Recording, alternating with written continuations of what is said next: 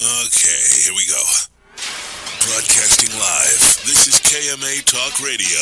Life, liberty, and the pursuit of fine cigars. With your hosts, Honest Abe and Adam K. the Brewmeister. Listen to the show anywhere in the free world at KMATalkRadio.com. I like to smoke them like some Winston Churchill, like John Kennedy, yeah. Remember Coach Red Auerbach, smoked up for victory, yeah. Well, you can take my wife, you can take my car, but you can't take my big cigar. Good morning, loyal listeners, libertarians, lovers of the leaf, everyone out there in Radio Land. Welcome to another exciting edition of KMA Talk Radio. I am Adam K. the Brewmeister. We are here broadcasting live on this, the final Saturday of the month of September in the year 2019. I can't believe I'm saying that already. And with me, of course, as always, the man, the myth, the legend, Mr. Honest Abe. Good morning. And Paul. Hi. Hi, Paul. You don't seem excited to speak to me this morning. No, I'm fine. How are you? I'm doing great. Okay. Why do you make such a big deal about the date when we start a show? That you can't believe that it's the last Saturday in September 2019. Well, he couldn't believe it last week, so what makes you think he'll believe it this week? But I'm saying every week he's like, oh my God, I can't believe what time of the year it is. I can't believe it's that day.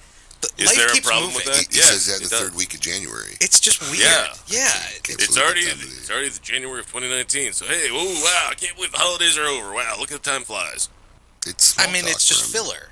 Yeah, well. Yes, because I'm trying to do a filler opener with fodder. So what would you like me to do? I don't know, something other than that. I'm the producer. I'm putting my foot down. I don't like that. Then give me content, and I will give it, and I will utter it. Take over the intro of the show. I think we did talk about this. You should try it. And we tried it. Were you terrible? It wasn't that I was terrible. There was nothing for Adam to do. Wow. I'm sorry, Adam. So I think next week you should try. If you would like, I will just leave. Next week I'm not here. I'll just go. This is the month you're not here? For the third month in a row? Listen, man, I got a family. I'm still producing the show. I just can't be on air. You barely produce it when you're here. Oh, here we go. I probably do a better job producing it when I'm actually not here because I'm making up for the fact that I'm not around, so I feel kind of guilty. Yeah. Right. I don't want to let you down. I think the next time you're here, you should take the helm of the show. We could try. See how that works. I don't mind, that's but fantastic. I think that's upsetting him. If you look at him, look him in the eyes right now. I don't really think he cares. No, he does. What would you like me to do? I will sit here and happily make random remarks, if that's what you would like. So apparently, a lot of our listeners like when he talks about the date. Ronnie Heisha says that he loves the friggin' date. So well, there you go. I like it. Thank you. I always said Paul doesn't know how to connect with our. It's with bad our radio etiquette to do that. Like, oh, look what day it is. Paul, oh my God. We had this discussion last night in our also, pre-show meeting. Paul Here we thinks go. he produces like a Fox network television show. His standards and expectations of what he wants is just like ridiculous. We're like a too big. You should work for the job that you want. want. We're a podcast that airs on Facebook. You should work for the job that you want, not for the job that you have. I have the job I want. I don't need to work for it. Okay, I meant me. Not that I'm looking to go anywhere else, but if I you're like really to doing elevate. that, you're doing a terrible job. Yeah, nobody's hiring you. You can barely produce this show. I'm not saying I get another job. I'm just saying I want to produce First off, you have too many weddings. Mm-hmm. It's just this year. Okay. It's just this year. Then it's baby showers. That follows the wedding. I don't go to baby showers. I'm a dude. You go where your wife tells you to go. Yeah. And I got news for you. Baby showers these days are co-ed. I've been to one that is co-ed, and I will never go again. I don't. But if your wife says go, you're going. Not true. So Not true, man. So I true. call I'm the king of my castle. shenanigans. Shenanigans. I will get your wife on the phone right now, and She's will tell very me. busy right now. She can't.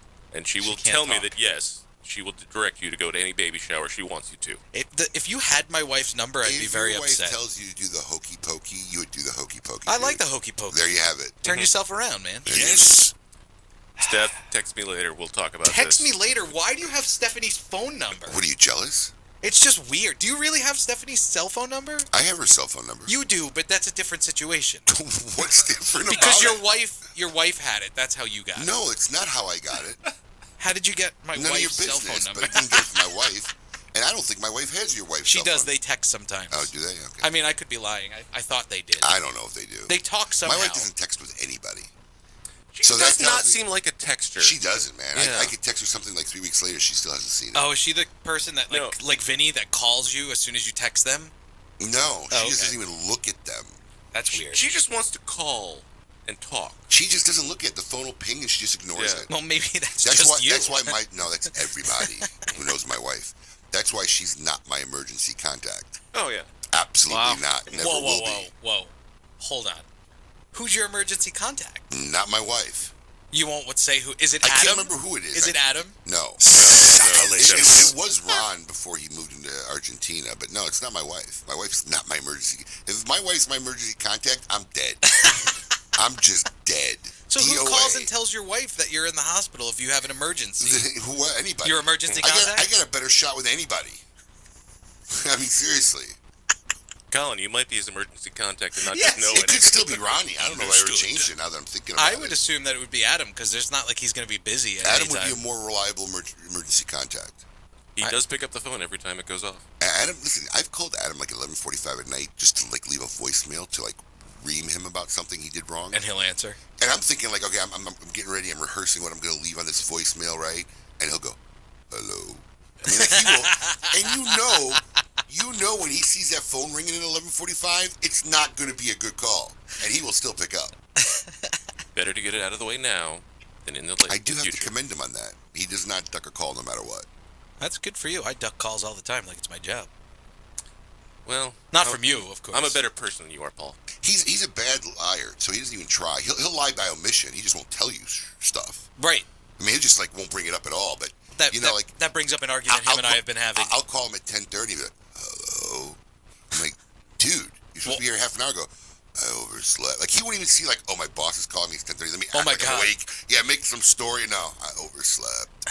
Well, he does usually work till late, the wee hours of the night. Okay. When? I mean, he may have a bourbon in his hand while he's doing it. The last 2 times he was late, it was on a Monday. He was off Sunday. Well, football. Oh, wow. I'm not saying there's not a plausible reason why he didn't oversleep. I mean, but, it's definitely not he worked late. Anyway, I didn't know he had hours. Anyway, it's going to be an exciting edition of KMA Talk Radio today. Luis Cuevas of Casa Cuevas Cigars is here. Nice. Again. So, Luis, thanks for being here. It's a pleasure being here. Absolutely. We had him on once before. Yeah, but like 3 months after they actually initiated the brand. It's got to be 3 years ago, right? 2 years? Just about 2 years and maybe 3 months ago. So Okay. Yeah. Wow. Yeah, it's been a bit. Did you come in the studio or did you call in? No, I came into He was studio, there. but it wasn't here. This was not the studio that you guys used at that Yeah, point. we were over at It was a the old different one. Yeah, the old one. Yeah. This is a little bit of an upgrade. Yeah, a little bit. Soon to be an even bigger upgrade. Soon, hopefully. God willing. I'm thinking, what are we now? October, pretty much. Mm-hmm. I'm thinking before the end of November. It's a good possibility. I can't wait. I like it. If my people give me the right equipment specs, so we'll speed the process along. But You ask for what we want to make it the best thing possible. So I come up with that, and then you say you have unrealistic expectations. That's what you do. Give me your dream and tell me what would make this the best show ever, and then tell me, well, you're thinking too big. Hang on, I have to beat my head against the I'm not desk. having this discussion again. We had it for about an hour and a half last night. I'm not having this discussion again. No, please, Paul. Colin, please give me the shut up, Paul. There's a difference. Shut up, Paul! There's a difference between don't buy the $9.95 mics at the dollar store and buying an $80,000 soundboard because you're afraid that people who would never even realize the variance and the slight quality control of the sound might pick it up. I'm just thinking. I mean, you're like extreme left or extreme right. There's no middle with you. I'm thinking big. Okay. I think the studio is big. I like it. I think it is. It's going to be awesome. Well, all right. I'm excited.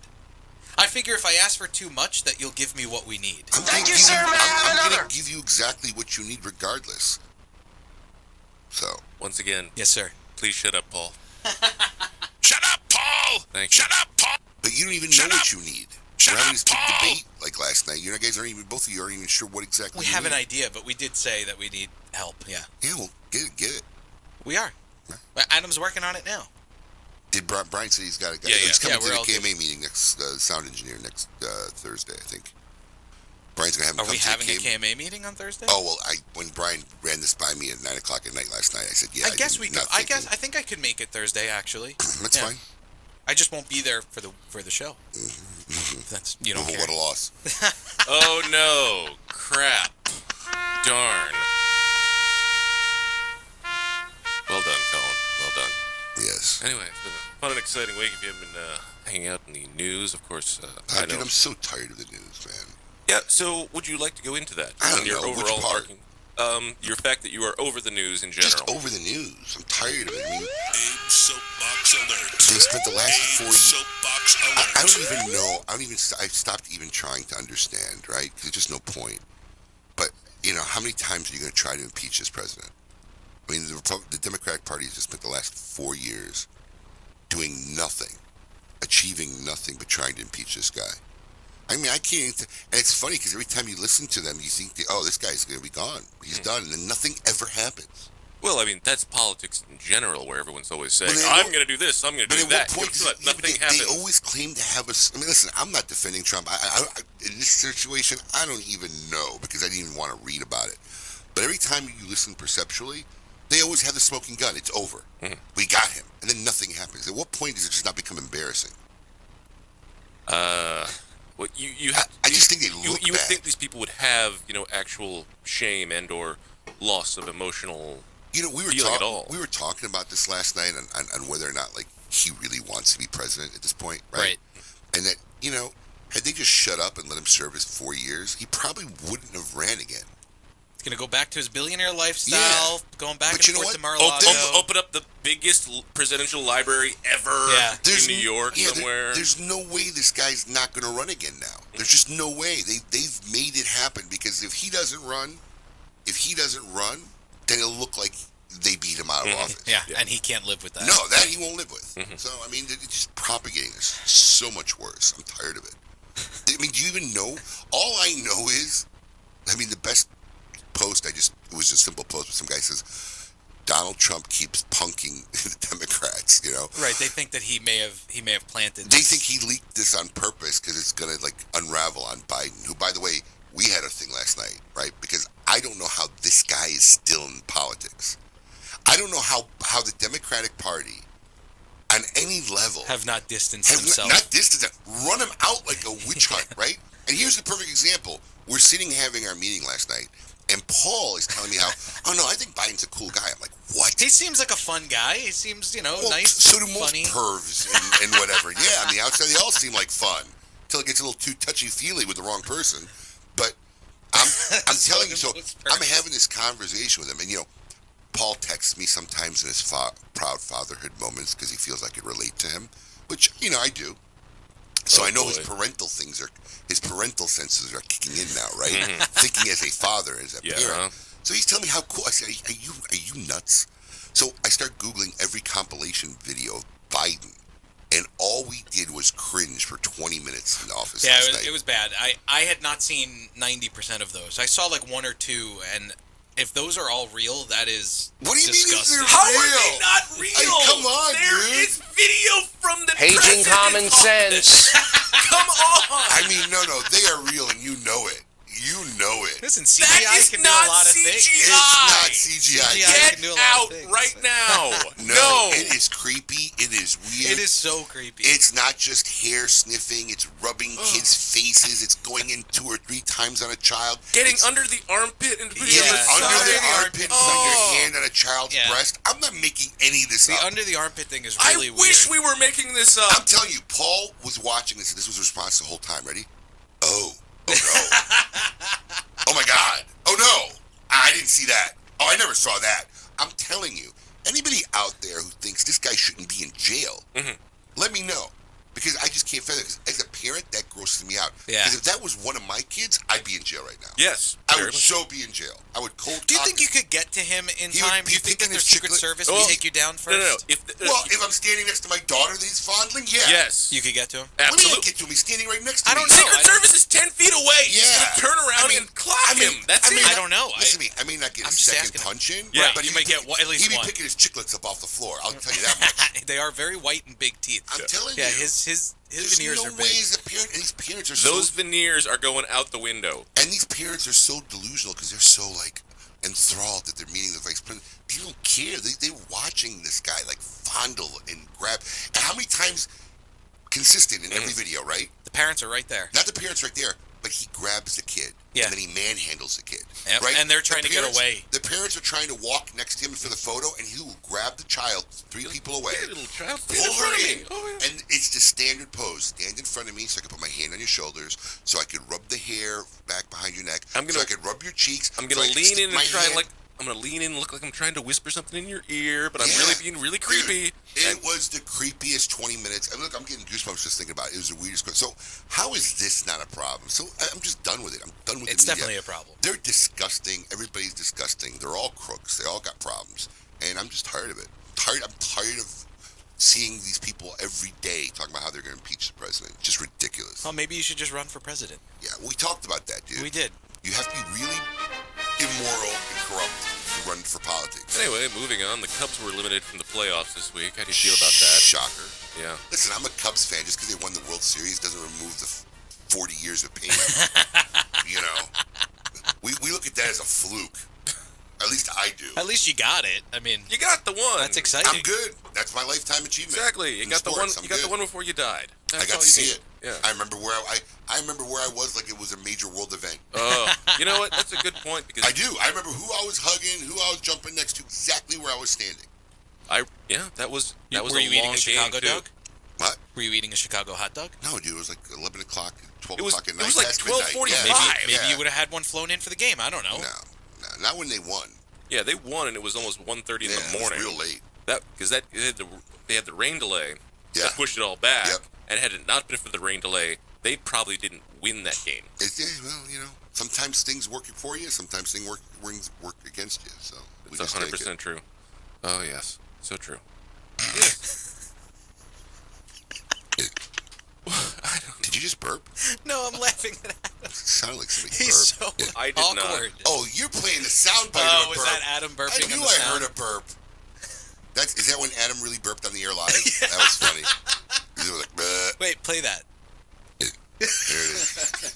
Is that the actual clip? Or That's is the that, actual oh, wow. clip of your burp. That's why I thought it was you. It sounded Oh like my one of your God, burps. I almost forgot about that. That was one of the funniest days Yeah, on you this couldn't stop laughing. show. You were pissing in your It's pants. so funny. You literally couldn't Like, stop laughing. right in the mic too. He didn't even try to hit the cough I button. didn't know it was gonna happen. Okay, Jesus Christ. All right. Anyway, so Hey, we got a guest in the yeah, studio. we have Lewis. Thanks for being here and putting up with the first 17 minutes of shenanigans that have been going on. So you put off running in a race this morning. Do you run in a lot of races for charity, or is this just something new that you started doing? No, the whole family are avid runners. Really? Triathletes, runners, yeah. Do you got like black toes? I lose nails occasionally. Yeah, man. Yeah. Yeah, man. I knew some runners, man. They like had jacked up feet, Yeah. toes with no nails, purple, black. I mean, it's like wow. Has this just been an ongoing thing, or just like it was just ingrained from birth that you guys were running, or? No, it's been an ongoing thing. I mean, my wife really got back into it. She ran all throughout high school. She ran cross country. And I was a big runner when I was in high school as well, although I didn't participate in the cross country team. I'm an avid runner. Okay, I It can see shows, yeah. I can see actually it. used to be. I can see it. So Just for fun, but And up until we launched the brand itself 2.5 years ago, give or take, we were running constantly. I mean, we've done a lot of races. it's addictive. It is. once you get past And the it's hump, therapeutic. It is addictive, man. There was a point when I was playing football that I used to run every morning. it's the If- best stress relief. Once you get past that 2 week hump, you have to get past I that. had to do it. Like if something came up in the morning, I had to be there somewhere. I would get up extra early to Yep. get that 2 miles in Yeah. before I had to do whatever I did. I mean, you get it. It's addictive. Yeah. And now look at us. But once you stop, forget about it. Yeah, exactly. Forget about it. It's really Yeah. hard to get back Once to you it. forget about it, Yeah.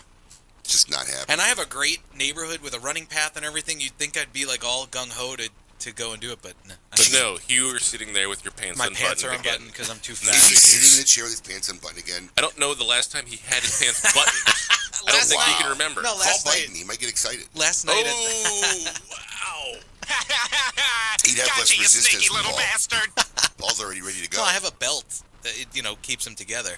Listen, I don't you expect anyone unbutton here. your pants but leave the belt on? Yeah, That's odd. you've never had a pair of pants that like you used to fit into, but now you've gained like 40 pounds and you can't. I've worn elastic button for them? the last 15 years. So Or you really haven't worn like regular pants, like no, I jeans wear or. jeans all the time. Okay, so I'm playing with you. Well, that's what's going on right now. I'm the fattest I've ever been in my life, if everyone would like to know, and I got to do something about it. My wife's probably Life's got you listening. down. She's, thinking in her head. Thinking about having an affair already? He's going to have an affair, or he's going to die, and I'm going to You ain't having the affair. She's having the affair. Her, yeah. Yeah, she's going to have it. Well, I'm still an attractive young man, even though I'm chubby. You told me I looked weird when I was thin when I got married. I was like 145 pounds wet. Well, kid, no one told you to gain 100 pounds. I didn't gain 100 pounds. No, when you're short, it's like multiplied by 10. I know. If I gain 10 pounds, it looks like I gained 50. Yeah, because there's like, nowhere no for joke. it to go. This is the guy who was telling me I feel the love handles falling over my pants last night. Wow. I did say that. That's It's a an visual. uncomfortable feeling to be overweight. It really is. Well, I noticed it because it wasn't that long ago. I'll give you a little nugget of advice right now at this point in your life. Stop right? now.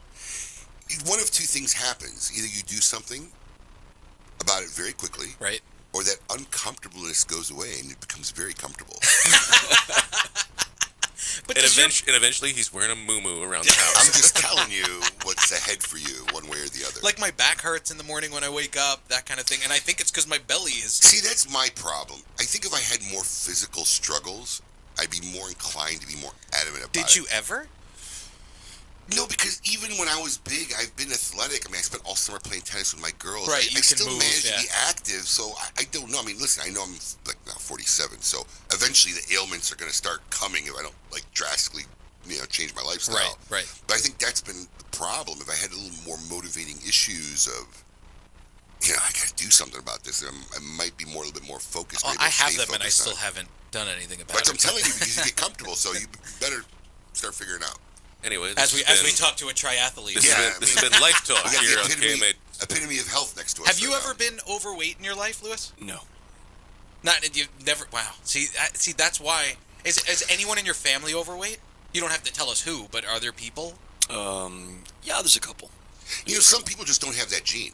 Yeah. One of my But best, it's all genes, you're right. one of my Yeah. best friends from grammar school. Like I'm telling you, he can out-consume me, and that he does. Yeah. And I don't eat like I used to. I'm talking about back when I was in college and high school and playing football. Right. He would out-consume me on any given day, and you can count every rib on his body. That's insane. Every rib. I mean, he's a tall guy, played basketball, but he was that See, but thin. tall people have an unfair advantage And because he'd eat his food like this, like he'd be protecting it. Seriously, that's how he would eat lunch at school with one arm blocking it because he had a bigger, older brother, I guess, who was a big he had to dude. get used to. He had to get used to protecting his food. He would scoff his food down like a machine. I don't even know how to respond to that. Sean Marks, if you're out there, buddy. Yeah. He's probably Shout out. listening. Been friends since 5th grade. Wow. Yeah. But I'm Crazy. assuming for you, Lewis, physical activity is just a lifelong. Like it's not even. You don't have to It's like struggle to eating get yourself food for out him. there. It's like eating Yeah, food. like It's he needs it. sustenance. It's sustenance for him at this point. No, I mean, I think the only struggle is from the level of running we were doing, or I was doing a couple years ago, to doing it now. The drop-off is great because I don't have enough time to put in the miles. And you have a family and you have kids. Yeah. How So old are the it's- kids? 20 and 21. My daughter turned Oh, 20 so that's- yesterday. You have adults. So you're good. Yeah. You have adults. We're empty nesters, so to speak. So How old are you? I'm 53. Dang, maybe I should start running. Dude looks like he's 30. But Yeah, we, I thought- but we got I the thought haircut he- going. We got the haircut going, you and I. Yeah, I thought well, he might be close to it's my sad age. that that's the only thing that we have in common probably right now. But seriously, man, I'm looking at this guy. He's like 23-year-old. What, he had kids at 10 years old? He's older than me. And he's older than I you. know. All right, start so running. maybe you and I- We're going for a jog after the show, Paul. I was just gonna say, you and I live close. We could go for a jog together. Yeah, I'm telling you. If you want to I'll get a Twinkie on a stick with a string and, just kind of lead you guys along. What a dick. Terrible. What What a time dick. do you go to work in the morning? I'm supposed to be there at 8:30, so I usually leave the house at about 8 o'clock in the morning. That's too early for you. Well, no, you're up I'm early. up with the kids. in Yeah, the me too. morning. I'm up at 6 usually. So I have a gym in my. It's just getting motivated. If I could afford a personal trainer, I would literally pay them to Nah, to that kind of doesn't beat work. the crap out of me. Doesn't work. Have you done it? Yeah, of course I've done it. All right. Yeah, because eventually you just tell them, don't come. Did you have a hot chick personal trainer? Dude, yes, I've had a hot chick. Because I feel personal like that trainer would motivate me too. No, it doesn't. All right. Listen to me. Here's the bottom line, right? Nothing's going to motivate you until you want to do it and you're motivated. That's just the way it works. I want to do it in the morning when I put my pants on, and at night when I get in the shower. The trainer's good for a while. I used to have a trainer come to my house. I didn't have to leave my house. You know what I do? Don't come. Text him in the morning. Don't come. Yeah, but you're used to being in charge like that. I don't know if I would feel guilty telling somebody not to come. Did you still have to pay them I if don't they remember. didn't come? I didn't care. Right, so that would mean something to me, though, because if I still have to pay them... all you start doing is getting smarter and tell them a week before, hey, don't come next week. I mean, if you're going to do it, you're going to do it. That's just the bottom line. Doesn't matter. If you're going to do it, if you want to do it, because I've been in those groups, It's also right? finding the time with a 1-year-old. Nah, you find the time. It's just one of those things, man. I guess I could be doing this whole weekend while they're away. If you're going to do it, you get in the grooves where that just becomes your groove, and then when you break the groove, like I broke my groove that I was on this summer, it's very hard getting back in the groove. Are you back on your diet yet? No. What are you, are you crazy? Do you want to wear a dress? No. Are you going to get back on the diet? I'm good under the gun. I got 6 weeks. I got 7 weeks. What are you going to do, starve yourself for 6 weeks? I don't know. Oh, my God. Do I look worried? I don't know. I feel like we should talk to Lewis, and he could give us a little bit of a meal plan and a... Listen, I've done this for, I'm 47 now, 30 plus years, right? I've seen every meal plan. I know every diet. It's not what it is. Did you ever have a chef make your meals for you? Yeah, I did. See, that's another I had a guy thing. who came to my house and prepped my meals for 5 days. I have friends that are wealthy. And you know what you do? That's what they have, and they're in great shape because they have a personal trainer and they have a chef that makes their meals. And it's convenience for them, but you know what? That's what they want to do, because you know what happens when the guy preps your meals? What's that? You go out and eat. No, see, I wouldn't go out. Yeah, okay. I wouldn't go out. Okay. And I tell my wife, if You there's wouldn't not go bad out, but you're food in gonna the get put house, I that won't eat it. situation where, hey, hey, let's go get a bite. All right, hey, that's what happens. You're going to stop by for a KB meal. All right, let me have a couple drinks behind the bar. It's just what happens. Either you want to do it or you don't. None of the tchotchkes make it more convenient if you already have the will and determination that that's what you want to do. True. Right? Getting the meals, that makes it life easier. But if you don't want to do it, it doesn't matter. It's not going to help. All right. Maybe I should just switch to sugar-free gum. Well, listen. That's a Kevin James reference. You could always get a divorce and find another woman to marry. That seemed to work for you the first time around. Tickle. What? You lost a lot of weight before your wedding. Yeah. Oh, I see what you're saying. So get married. Well, I didn't want to be. I've been to friends' weddings where they were like big guys. You lost weight for your wedding, right? You said you were the thinnest you ever were on your honeymoon. It wasn't for my wedding. I already had been losing weight prior. I mean, okay, but you were thin. So I have friends that were heavy, and when they got married, we're standing up at the altar, and I'm like, God, you'd think he would have lost like 15 pounds at least for the biggest day of his friggin' life. I mean, they look terrible up there with their neck sticking out of the collar. And why lie? They just gain it back right afterwards, like you did. I didn't gain it back right afterwards. When I came back from Italy, I had gained 2 pounds after my honeymoon. So, anyway, this portion of KMA Talk Radio has been brought to you by Michelle Obama's physical fitness test, reminding you that all Americans should try and be physically fit, and make sure you go play 40 like the NFL tells you all the time Yeah, we during got a real NFL games. tangent there, didn't we? Yes, we did. It was crazy. So anyway, we're going to good thing we have Lewis here for the whole show. Right? Exactly. We're going to take a short break. We're going to come back. We're going to talk to Lewis about what's going on with Casa Cuevas Cigars. Keep it lit. You're listening to KMA Talk Radio. Follow us on Facebook and Twitter. We're on Instagram too. Yes, it's mandatory. Experience the new Henry Clay Warhawk, a robust and complex cigar that's inspired by the rebellious roots of Henry Clay. The first of a 3-part series honoring the life of the great statesman, this cigar is made with the best tobaccos grown and hand-rolled by the Grupo de Maestros at La Flor de Copan in Honduras. And it's not your typical Connecticut. This is a Henry Clay. Stand up, be different, and smoke a Warhawk. Surgeon General warning, cigar smoking can cause cancer to the mouth and throat even if you do not inhale. Hello, this is Glenn Case, owner of Christoph Cigars. Smoking a cigar is all part of the experience. For me, there's nothing better than gathering with friends after an amazing steak dinner and smoking my GC Signature Series paired with a fine glass of scotch. Good conversation and a few laughs is always better when smoking Christoph. Start enriching your downtime. Go to Christoph.com and click on the Discover Your Christoph tab to find the Christoph cigars that are right for you. Upgrade your downtime with Christoph. The Oliva family, the makers of some of the most affordable yet highest rated premium cigars available. For 7 straight years, Cigar Aficionado has rated Oliva as one of the best cigars of the year. And Oliva has a cigar for all smokers, from the newly released Gilberto Oliva Reserva to the bold and rich Oliva Serie V. Oliva cigars can be found at a tobacconist near you. So always ask for Oliva, an unbeatable value and uncompromising quality. The Oliva family of cigars. The recently released Perdomo Double-Aged 12-Year Vintage is an extremely rare blend of Perdomo's finest and most cherished 12-year-old fillers, binders, and wrappers. Bale-aged for 10 years and then barrel-aged in bourbon barrels for an additional 2 years, these exquisite Nicaraguan tobaccos are bursting with rich, complex flavors. Offered in Connecticut, sun-grown, or Maduro, available at only 250 authorized tobacconists worldwide, the Perdomo Double-Aged 12-Year Vintage is a must-have for every cigar enthusiast. Hey, this is Clay from La Polina Cigar Company. My likes and dislikes: long walks in the park, old school gangster films, wrestling grizzly bears with Abe.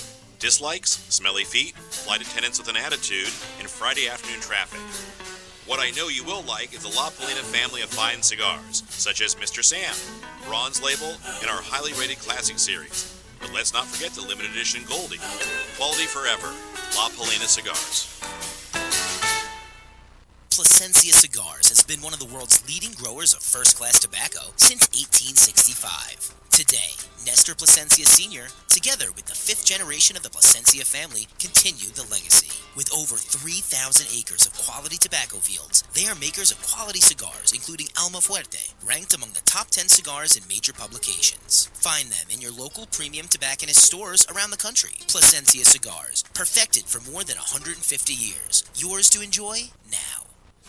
Looking for something unique and awesome? Smoke Oscar Valderas cigars. 2012 Connecticut, 2012 Corojo, 2012 Maduro, the Oscar Habano, the Oscar Maduro, My Way, and our latest creation, Oscar Valderas Cicerone Edition. A great cigar that comes in 5 different collectible boxes with an amazing exclusive artwork. Remember, Oscar has something unique and awesome waiting for you. Ask for Oscar Cigars in your favorite cigar shop. Keep the party going all week long at the world-famous Spearmint Rhino, West Palm Beach. Every Sunday, Monday, and Wednesday, enjoy $3 premium drinks from the bar till midnight. Magnum Mondays means $100 magnums of Belvedere and Moët Brut until midnight. Get your thrills every $10 Tuesday with $10 dances all day and night. Ladies, don't miss Women Crush Wednesdays with half off your cover charge. No matter the time of day, it's always a good time at Spearmint Rhino, West Palm Beach. Welcome back. You're listening to KMA Talk Radio. Follow us on Facebook and Twitter. We're on Instagram too. Yes, it's mandatory. Welcome back to KMA Talk Radio. I am Adam K, the Brewmeister. With me, of course, the man, the myth, the legend, Mr. Honest Abe. Hello. And, of course, Paul, the producer, the only one we could afford. That's right. Mm-hmm. My claim to fame. Yes. I don't know, Ronnie Hayes is trying to say you have a small head. I have a small head. My hat size is 7 3/4, That was dude. his comment. He said you need to stand up because your head looks small. Oh, because where I'm sitting. Shnikes. I'm amazed you actually know your hat size. I have a right off small the bat. body. Well, I worked in baseball, so I know my fitted hat size. But guys will say, I'll say I need a 7 3/4. They'll be like, no, you don't. You need a 7. And I'm like, okay, try it. Let's go ahead. And then it doesn't fit, and then I wear a 7 3/4, and it's perfect. I have a very large head. We got a comment on here from one of the listeners. You know, Tom Zarecki's not calling in today. We never said he was. I was trying to get him on the show. And we actually talked a little bit last night. You know, he said right now, currently, he can't make a statement. He did like nothing. I didn't know what the final determination was. Well, he was waiting. He was talking to his lawyers, and we talked a little bit last night. And he said, you know, look, basically, I'll, you know, reiterate the gist of the conversation, but basically, he can't say anything or do anything now.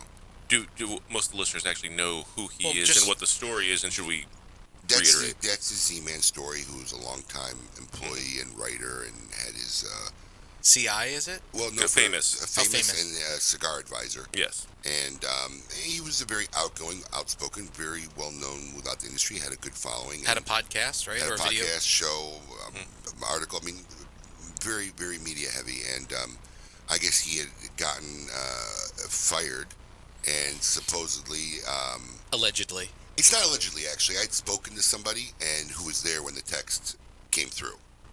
So they were there when the person got the text. There was a text that said, but you don't know the exact basically font it was of violence. the text. There was some violence involved in what the text would do. Now, Tom's a very outgoing guy, whether it was something that was in jest or whatever that was taken drunken on, right? rampage, who knows? And, who knows? Or just, whatever. Got emotionally charged up. Who knows? You know, I wanted to get him on the show to tell the exact story, and he said he couldn't right now, but he said that once things are cleared, that he would be more than happy to come on our show and tell us exactly everything. Is that why you won't ever fire Adam?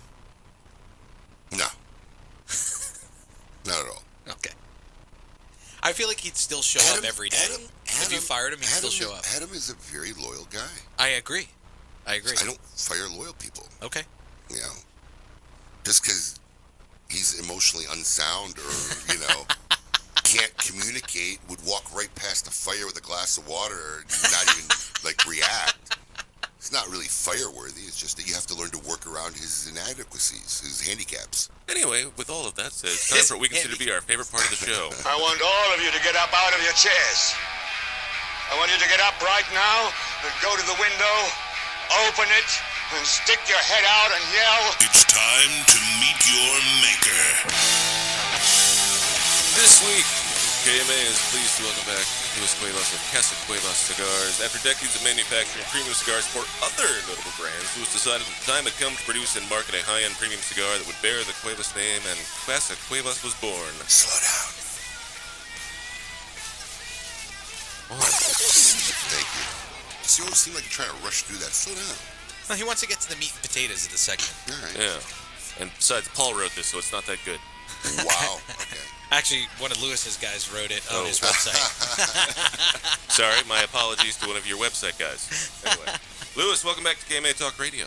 It's good to be here. It's been a bit. Yeah, a long time. It's been a bit. So the brand's still in existence, so that's a big deal. That's awesome. That's a positive. Congratulations. Yeah. You haven't gone away. Not only still in existence, but, you know, from what I can see, being in some cigar groups and on social media, you seem to be thriving and out there. People are smoking your cigars. Yeah, it's taken a bit of time, but yeah, I think we're moving in the right direction. Yeah. Looks that way. Yeah. They've made some lists. I mean, I saw them. You guys were mentioning a couple of Dojo articles, and Coop has done reviews of the cigars. So yeah, that's pretty cool. I guess that's that's what you want to see. Yeah. Right. And I'm thrilled that we're getting the buzz out there, and I'm thankful to all those folks to give us the time of day. To be honest. What would you say has been the biggest thing that has pushed the brand forward as you guys have been working to build this brand? It's a good question. I think time and effort, really. Mm-hmm. A lot of effort, a lot of flight miles, Mm-hmm. a lot of store visits. Have you gone platinum on American yet? Yes, yes, I have. Yeah, A lot of time on the road. Yeah, a lot, and believing in your product. That's about it, and really just a lot of really legwork. Yeah, can't point to one specific thing and say that's it. Well, I think that's what a lot of people don't understand about, like, oh, I'm just going to put cigars out there, and people walk into, like, here, I have a cigar, and you have a cigar store, so you should have these. That's not really how it works. Not at all. And normally you walk in, and most humidors are well stocked, so essentially you're trying to fight for some kind of shelf Well, space. at least the stores you want to be in have very well stocked. Right. Yeah, you're right. I mean, that's the problem, right? That is a valid point. The best retailers that you love to see your brands in are stocked to the ceiling, right? Yeah. The guy who's got room for you is not buying product typically. That's the problem. That's correct. It's catch-22. Was it an advantage for you that you could go into a cigar store and explain that Tabacalera Las Lavas, makes those brands that are on your shelf now, or could you not use that, or like what?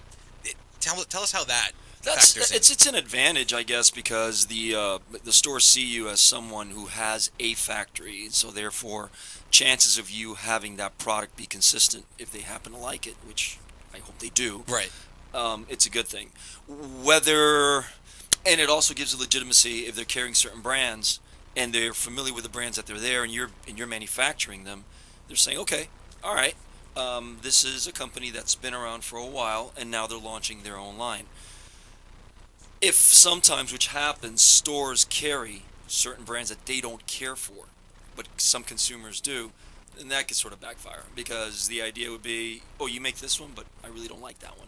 Mm-hmm. And it could happen. Is it out there, like what brands you make? Because when we were doing research, we really couldn't find much on what other brands out there. you make. Most of the stuff. Well, right now it's sort of dwindled down, but over the course of time, it's been anything from the original Taraños way back in the '80s.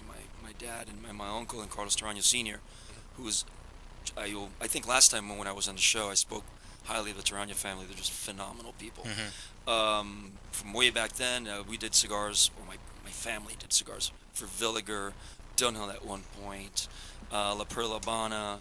What am I missing? Gurkha, the first Gurkhas, the ones that were infused at Kaizad when he first came out with the Grand Reserves, which were infused with cognac. Okay.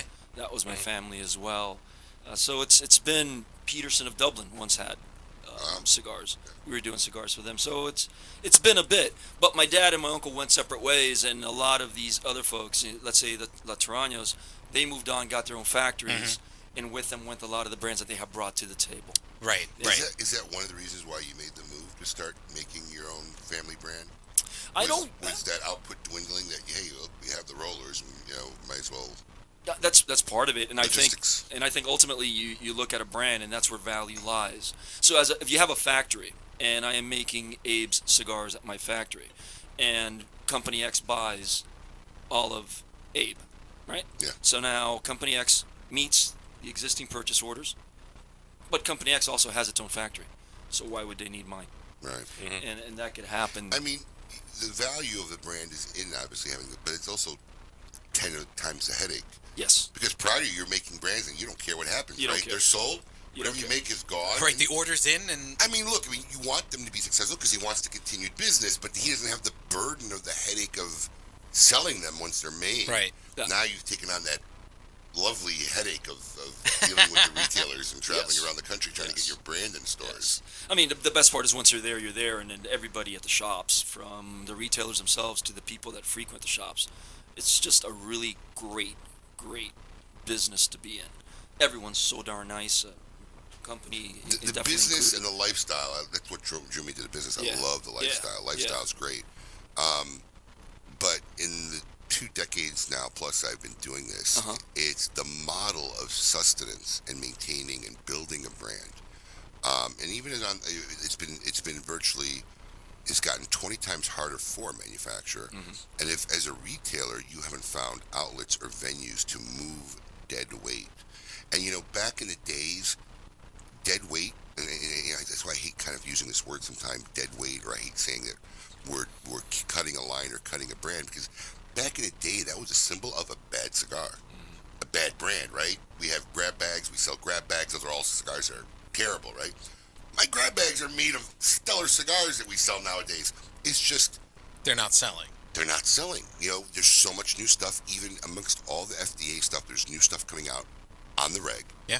And the consumer base and social media over the last decade has now driven this passion and desire now to venture out and continually be looking and trying new things that the shelf life of a brand you're trying to build, if you got 18 months, you did good.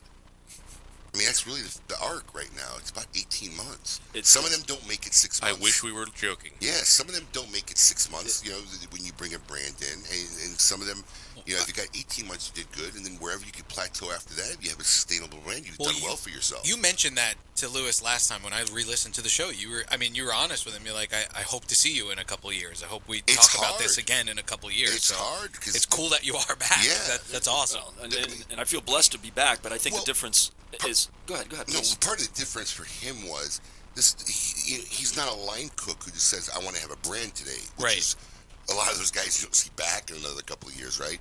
He has a family who knew what they were doing, making cigars for generations for many other people. So it wasn't about making a questionable product. I mean, they were going to make because they were going to make a good product, and they were going to be consistent because it's their own factory. So he had a lot of the successful elements right off the bat. It's just then in today's day and age, that's still not good enough.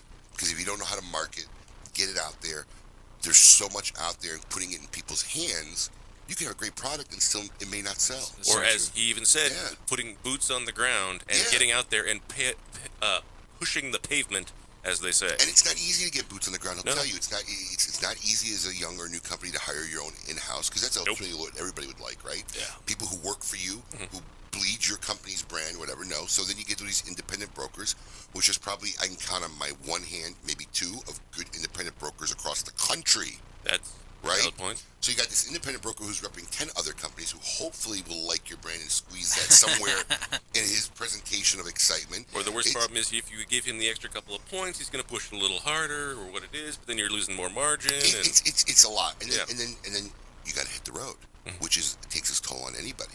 That's how Rocky made a success. I remember I used to play cards with Eric Espinosa every Tuesday night. Like every Tuesday night, like clockwork for years. And I kind of said to him, you got to hit the road, right? Like you need to get out. And you've talked about this on the air with him. He got to that realization, and he's all over the country now. Yeah. You look on social, and he's got his social media game together over the last couple of years, and he's gotten active. I think Junior has really helped with that too. They really have a great social media presence. They got a good team. Yeah. I mean, Hector and Junior and the guys, they got a good team, but it's a lot of elements to not just making a good cigar anymore. And so I'm glad that you're still here. I'm very happy. So, Louis, you were going to say though what the difference is for you guys. You were. I think Abe was saying. I cut you off. Well, no. Well, let me go back to it. I think part of the big difference for us is that the brand is something that we're looking at, and it's a marathon. So, to say that I am making a profit off of the brand, or that my father, who is part owner, obviously 50% owner of the brand, that's a fallacy, and that's not what's happening. Every penny gets reinvested back into it. So I don't have to rely on that. I rely on the factory. Right. I think if you're relying on the brand to make an income, and then you're trying to also suffered. That's when people falter. Right. It's kind of how I built my stores, right? Once you get past a certain point, it's easy to build another store because I don't need that for income or survival, right? You could let that grow and flourish, non-profit. I mean, look, let's face it. If my other livelihood didn't fund this show, we wouldn't be here. We wouldn't be here. I mean, it's not like we really make money doing this show. We cover nuts, and sometimes we get to all the assets and benefits of my other business. But we do this because it's fun. And it's grown. It's grown organically. But when you could let something foster and grow like that, and you have that benefit where you say, look, my livelihood does not depend on this business, so I'm not going to have to suck capital out of it, and we can keep feeding it and growing. That's usually the greatest chances for success. Yes, and that's pretty much what we're doing. That is what we're doing. Pretty much, that is what we're doing right now. As we acquired more locations, right, the general, usually the biggest liability was always typically the owner, right? The owner was living a lifestyle that business couldn't maintain. Right. It's usually, you've been quoted at saying this many times. Yeah, many of my locations are acquisitions of previous cigar shops. Right. And typically the biggest liability is the owner because he's living a lifestyle and taking capital out. So for us to acquire it then, all the infrastructure is there. If the store profits $80,000, $100,000 a year, that's just $100,000 to our bottom line. Everything else still flows. Right. But if I had to draw capital out of it, and that's why he has that benefit. So yeah. Which is interesting we're on this topic because that brings me to my next question about you guys got robbed this past year. We did. February. So made the news. Yeah, it was a big story out there. I mean, every cigar out of your warehouse got taken, if we're not mistaken. Just about. I mean, there were a couple boxes that were kicked under some of the shelving, but we were essentially wiped out. And they left some bundles because they were startled somewhere along the way. A vehicle pulled down the back. You can see it in the So cameras. they thought somebody was coming, possibly. Correct, and then so they took off running. If not, they would have finished the entire wipeout. But yeah, that was rough. How do you just show up and did the alarm go off and all of a sudden you get a call at 2 o'clock in the morning? No alarm went off. So did you have an alarm? Yes, and here's it. And once I explain it to you, because you'll see that. I'm assuming that it couldn't have been done in a timely manner. It took about 5 hours. Yeah. Oh, yeah. wow. Yeah. I mean, this is not a smash and grab. No. So the alarm this is not Reservoir Dogs. Yeah, we have a bay door. And there's an alleyway, and there's a back door into that alleyway, and then there's a main office. All of that is alarmed, and all of that has cameras in it. But there's a humidor, and it's juxtaposed against that back wall where the alley is next to that door that comes in. What they did was they broke in through the wall, then cut into the metal of the humidor, stepped into the humidor, and never opened up the humidor door. There's no motion sensors in the humidor. No, I got everything in there now. Right? Who set up your alarm? Actually, it's a company, a very serious company. And when they came back, when they set up the alarm, there were no cigars in there at the time. They knew it was a humidor. Right. That was about it. I mean, we were just building out the warehouse. So could have been flowers, could have been this, could have been that. I always think of that when I build a location because when I was young, they actually broke into my family's grocery store through the roof. Really? Even through the roof. I've heard of that happening before, yeah. Yeah, experience taught me that, but wow. So yeah, but a room with no windows and no doors, you don't think about Yeah. that. Well, you think the access is going to be the way you would access it. Exactly. The hallway in the office is like, oh yeah, he'll trip 8 alarms before he gets there. But all that tells me, as a guy who's been in retail most of my life, is it has to be an inside job. Well, we thought that for a bit. Because it's got to be somebody who knows the layout internally. But think about you this. probably let a lot of strangers in and tour and. No, because we're wholesalers. So nobody goes there unless. How could it have not been an inside job? How do they know where the wall is? Well, here's the deal. All of the warehouses are identical, and the bay doors open. So you're in an industrial park where all the correct. Okay. They all look the same.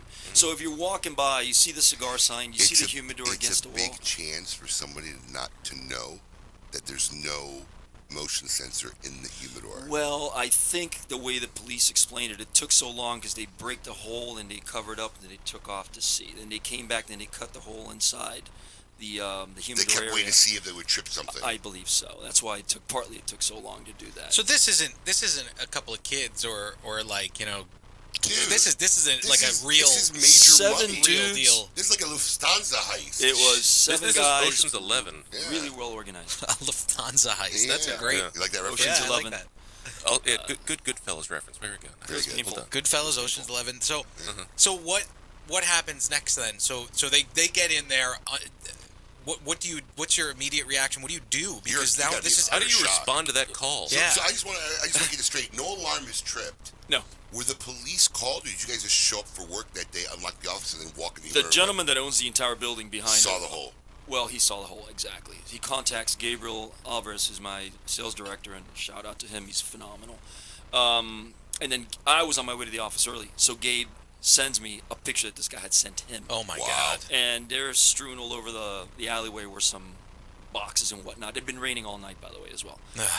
So then I pull in, go inside, take off the alarm, open up the humidor, Isn't that irony? and I look, and it is just barren. There's just white where the shelving is. Oh my God. So you curl in the fetal position for a minute. You Yeah. suck your What am I thumb gonna and- do? What am I gonna do? And then we call the cops and all that other nonsense. Is it insured? No.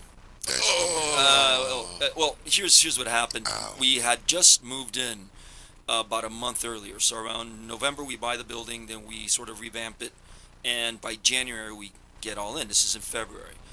I didn't have fire extinguishers yet, so I was waiting to do that. I was dragging my butt. I was being lazy, and before I called to get insurance. So that one mess up, slip up, cost me dearly. Yeah, I can imagine. Yeah. Oh, Yeah. no. No insurance. So yeah. And it's not even the cost of the product being missing. It's the cost of the time to replenish the product. The no revenue coming in, right? You know, I mean, that's the insanity. Yeah, I mean, even though we had the factory, some of the stuff I made the phone call on by that Friday, we were having stuff shipped in. But some of the lines I had to wait months. Yeah. And one of the lines we completely lost, which were the 7x43 limited editions.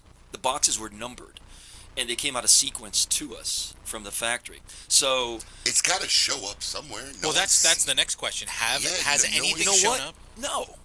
And Really? I don't know, because we went immediately on social media. We were covered by the press. And the idea behind that was not to catch them. It was to preclude them from going out there. Right. We and don't want them selling selling the our cigars. Yeah. Sure. I mean, look. I mean, here's the thing stuff. too. No, they got to be somewhere, though. I mean, but here's the thing too, right? This is a product that came at a zero cost to them. If they unpackage them and just sell them as bundles On the street. for $20, it's found money for Absolutely. them. So it may not ever end up on the street as labeled product. That's true. That's the problem. That's true. That's the problem. Or they ship it somewhere else. I mean, It doesn't matter. It'll show up. It's very hard to hide that kind of inventory. Yeah. You know? Because you can't sit there and piecemeal it to Joe Blow who wants 2 boxes and this guy who wants... These guys want to unload it. right. Right? They don't want to sit on this stuff forever. So it's very, very hard. And especially when he's telling me he's got limited product that's numbered boxes. How many of those were in there, you think? We lost about half the inventory. So No, the limited edition stuff. yeah, right? yeah. So they were 500 and 500 made of the Habano and the Maduro. Right, so it's 500 boxes that, you know, doesn't it shows up anywhere. You can't say, oh, that's the stolen inventory. Right. Right? So Yeah. it's tough. It's gone. Yeah, that was tough. But at this point, I mean, It's over. It's over. We've healed. We've mended our wounds. Absolutely. Production's still rolling. We got insured. No, we added the fire extinguishers. No. We got insured after the fact. Yes. Yes. Yes. We have motion sensors inside the humidor after the fact. All the stuff that I should have done. Pit bulls. Never go wrong. Yeah. Gotta love the pit bulls of the cigar industry. Dobermans, pit bulls. Yep. Dobermans are What? favorites. Dogs. You have dogs in locations? No, but usually they make like great. Let me tell you something. I was in a gas station the other day, maybe a couple months ago. But I walked in and this guy had this wrapped car, you know, assault, security, all this stuff, right? All decked out. And I go into the gas station and this dude is walking with this German Shepherd that looked like a lion. Yeah. No leash. No leash. Huh. This dog's walking behind him in a bulletproof vest. And a big print on the vest that says, "Do not pet me."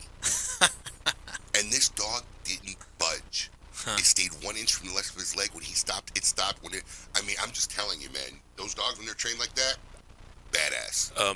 Please tell me this was this in the state of Florida? It was the BP by where I live. Oh, wow. Yeah. It was in the BP right where I live. I'm familiar with that. Yeah, I bought gas there. He said he has obviously some high-tech security, private security company. But, man, this dog was walking in the store. I mean, this dog was like a lion. Huh. You know, I didn't even want to make eye contact with him. I'm not kidding. Walking with a big thing on his vest. Do not pet me. I love that. Do not pet me. All right. Well, then you gotta feed dogs. You gotta I'm take just care saying, of them. if I owned the store and this guy walked in with it, what do you say? No dogs allowed. I mean, you know what I'm saying? I mean, what do you say? Okay. But I mean, everybody who worked there was either petrified to say anything or they've seen it often enough to feel comfortable. Maybe with they it. know. But yeah, I mean, that dog is not a pet dog. That dog was. I honestly, for like a minute, just like in the back of my head somewhere, I'm like, somebody hold this gas station up. Somebody hold this gas station up. I want to see this dog go, man. Because I could just see this dog like hurdling 3 aisles of Lay's potato chips and like wrangling I would love to to the know. ground. Oh, just to hear that guy yell the go word for the dog. I don't think you have to yell the go word for this kind of a dog. I think you do. Maybe, but They have a command to start, to stop. Yeah, they do. They're the most but highly trained dogs in the world. Listen, I knew I used to live next to a guy who trained Indiana State Trooper German Shepherds. But yeah, I mean, this dog just looked like it was already in like the mode of I need to watch what's going on. So pretty cool. The dog was probably paying more attention than anybody else in the store. Without a doubt. 100%. No, without a doubt. All right, so we're going to take a short break. When we come back, a little more with Lewis here on KMA Talk Radio. Keep it lit. You're listening to KMA Talk Radio. Follow us on Facebook and Twitter. We're on Instagram too. Yes, it's mandatory. Dan Blunt here for Alec Bradley Cigars. You ever plunk down hard-earned cash for a cigar? You're hoping you just bought yourself a nice drive-through taste town, only to discover you're in the slow lane with a clunker. That sucks. Say goodbye to bad rides. Test drive an Alec Bradley cigar today. At Alec Bradley, they get it. Whether we're talking about life or cigars, it's all about the ride. Fuel your soul and experience inspiration with the Aging Room Quattro series by Rafael Nodal. More than just a master blender, but the inspired composer of 4 boutique masterpieces for the sophisticated palate of an aficionado. The Aging Room Quattro series are a perfect chord of flavor and aroma, and are born from the best tobaccos, aged under the expertise of one of the greatest names in cigar making. Truly the perfect notes for a genuine cigar smoking experience. Aging Room Quattro series, a quartet of excellence. Hoya de Nicaragua proudly announces the release of Cuatro Cinco Reserva Especial, a carefully modified recipe containing a unique and exceptional selection of barrel-aged grade A fillers and a beautiful silky shade-grown Habano wrapper. From the legendary Jalapa Valley, produced in small quantities, this exceptional medium to full-bodied cigar will continue to captivate consumers with its rich Nicaraguan complexity, subtle woody and sweet flavors, and a velvety finish. Try a Cuatro Cinco Reserva Especial today. CLE Cigar Company presents CLE Cigars, Aroa Cigars, and Asylum Cigars. With 4 generations and over 120 years of experience in tobacco. From seed to smoke, these cigars are produced in Honduras and Nicaragua, with the utmost care and precision possible. CLE Cigar Company introduces a vast array of tobaccos in various sizes to bring the highest quality of premium tobacco direct for your enjoyment. Visit clecigars.com for more information. Since their humble beginnings in 1998, Drew Estate has believed that the production floor is the crossroads between art and passion, and where the real magic takes place. Drew Estate Master Blender Willie Herrera has crafted a unique medium-bodied line extension that is creamy, lush, and ultra-smooth, and finished off with a flawless shade wrapper that delivers satisfaction in spades. Continuing the story from their factory floor, it is with great bravado that the Drew Estate presents Under Crown Shade, a true Drew experience. For hundreds of years, the indigenous people of the Dominican Republic took tobacco and rolled it tightly into palm leaves. These long cylinders of tobacco, called yawa, created different, unique, robust flavors and aromas, and that original Enduyo tobacco is now for the first time featured in La Aurora Dominican DNA. Full-bodied, robust, spicy, and elegant, La Aurora Dominican DNA is a return to the roots of Dominican cigar making that only La Aurora can provide. Enjoy the very DNA of the Dominican cigar industry. Look to the lion, La Aurora Cigars. We are Dominican defined. The Oliva family, the makers of some of the most affordable yet highest rated premium cigars available. For 7 straight years, Cigar Aficionado has rated Oliva as one of the best cigars of the year. And Oliva has a cigar for all smokers, from the newly released Gilberto Oliva Reserva to the bold and rich Oliva Serie V. Oliva cigars can be found at a tobacconist near you, so always ask for Oliva, an unbeatable value and uncompromising quality. The Oliva family of cigars. Ventura Cigar Company is a boutique cigar brand born in sunny Southern California. Ventura Cigar Company is on a mission to create memorable, complex cigar blends that excite the senses and reward discriminating palates. Experience the Cigar Aficionado number 13 Cigar of the Year, the Archetype Axis Mundi. Rise up, step up, look up, fire up, and leave compromise behind with Ventura Cigar Company. Check them out online at venturacigar.com. Welcome back. You're listening to KMA Talk Radio. Follow us on Facebook and Twitter. We're on Instagram too. Yes, it's mandatory.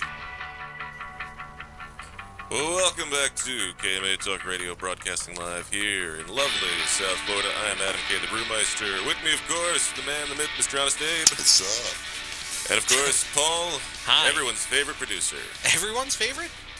Well, we did a poll. Nobody really liked me. I think I came in in lower than you. Colin. Yeah. Yeah, behind Colin, you're right. Colin. But that was when Erica was on the show then. People liked her. I think that was... What did it have to do with coming behind Colin? I probably could have come up a little bit Phrasing. And still behind Colin. Phrasing. Well, Colin's cool, man. Oh, you think Erica split the vote where Colin was able to, what Ross Perot let Bill Clinton win? Is that what you're saying? Maybe. Okay. Yeah, the third party. Yeah, okay. Sure. What? I wonder how Anyway, she's doing. Moving on now. I know you really do wonder how she's doing. I do.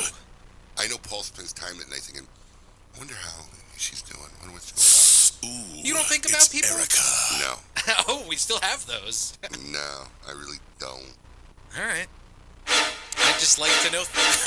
It's not a stalker thing. You're a creeper, too. No, I'm not, That's dude. why you like Biden. I don't like Biden. You can relate to Biden. I am not a creeper. You're a slight... I'm just interested in people. You're a cree. I'm right? You're a slight creeper. I'm fascinated by the things that make people work. Like, there's a lot of things about Adam that I still to don't a creepy really... extent. It's not creepy. Yeah, a little bit.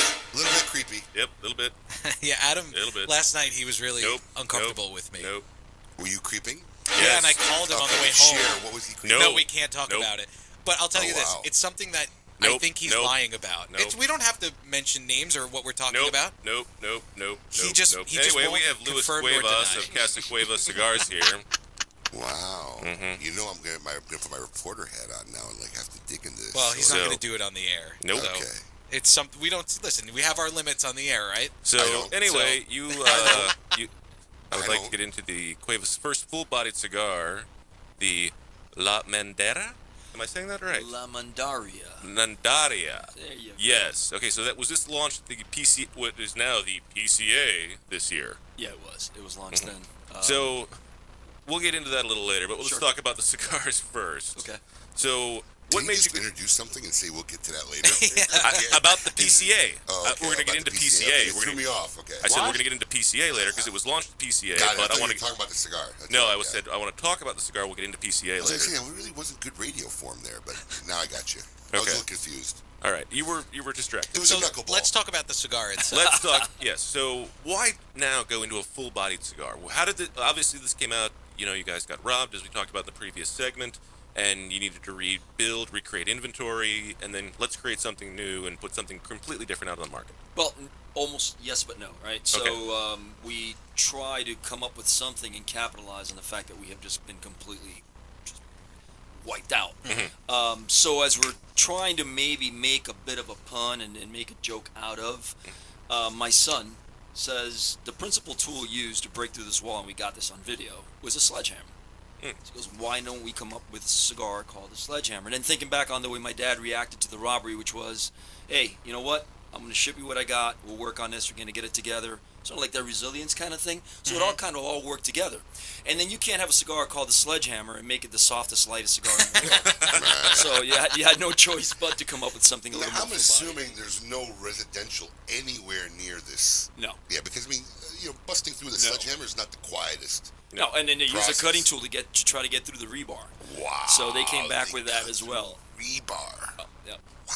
Yep. So anyway, that's how it came about. So it's been a positive. It was originally going to be a limited run. It's gotten such great reception that it's going to be full production from now on. Oh, So, nice. Yeah, I'm excited. I'm excited. Thrilled with it. Now, how is now that you've gotten restocked and everything? How many that was my other question. I want to go back to the factory and how many cigars are you guys producing a month or per year at the actual factory? About 3 million. Oh, really? That's for everybody. Your brand. Yes, my brand doesn't sell nearly that. Doesn't want to clarify that. Yeah. I want to make that very clear. We hope to get there, but we hope to get there. Right. Yes. We're working on it. And how many when you were on almost 3 years ago, 2.5 years ago, at that point you just started. How many retail stores were you in at the time? Oh God, I don't remember, but it had been into 3 months. I believe it was 20. Yeah, it was nothing. I think 26 is actually, I think, was the number 26. I think it was 26 easy to because I just remember. listened to it. It was easy to remember, and I One think of the- we're one over of the few times he 170 actually now. Does the job. How much? Over 170 now. Very nice. So we're doing well. Now, do you have a sales force? We have the in-house, right? You do have Meaning some my in-house. sales director. Okay. And after that, we've got brokers. I haven't gone in-house yet. All right. And how many brokers do you have? Oh God, 5. So do you have most of the country covered? Not most of it. You don't have one in Florida, do you? No. Okay. No. South Florida's just us. Northern Because Florida. I see no one's come in, so I wasn't sure maybe if I just missed it or. Well, It's a big market. Why not? We just haven't gotten the It's right hard to fit. find a good rep too. Yes, it Yeah. is. We have approached folks. Most of the good ones are taken. That's exactly it. Or their portfolio is so vast. Vast. that That's what I'm saying. They're taken. They're full. You know. you don't want that. Yeah. Here's a little sesame seed on your stack of What's a typical number for somebody in South Florida for how many brands they'd represent as an independent? I know 5? guys that have 7, 9. I think if they have 3 to 5 really solid companies, fair. That's a full boat. That's a full boat, and they can still work with that. But Right. when you start getting to the bigger boys, they got 9, 10, 12. Whoa. Yeah. Right. Where do you really fit in Where do with you something fit in? like that? And Your job then is just order taker. that's it. That's it. I have to believe your job at that point is just order taker. Because I'm not sitting here while you tell me about the 12 different brands you represent. You know what 12 different companies got coming out new. I mean, who's got that kind of time? No. You know, it just becomes too much. Forget about it. Right. Indeed. Wow. Oh my gosh. So tell us a little bit about the regular core product you guys have that's out there in the market right now. Well, I don't know if you noticed, but aside from La Mandaria, we also launched 2 other lines: the Reserva, the Maduro, and the Connecticut, which is our grandfathered line. Apparently that is not that my was- notes. It Well is there? done, Paul. Those Grandfather, you mean it was around predicate before the predicate date? Yeah. It was not listed as new, but okay. Okay.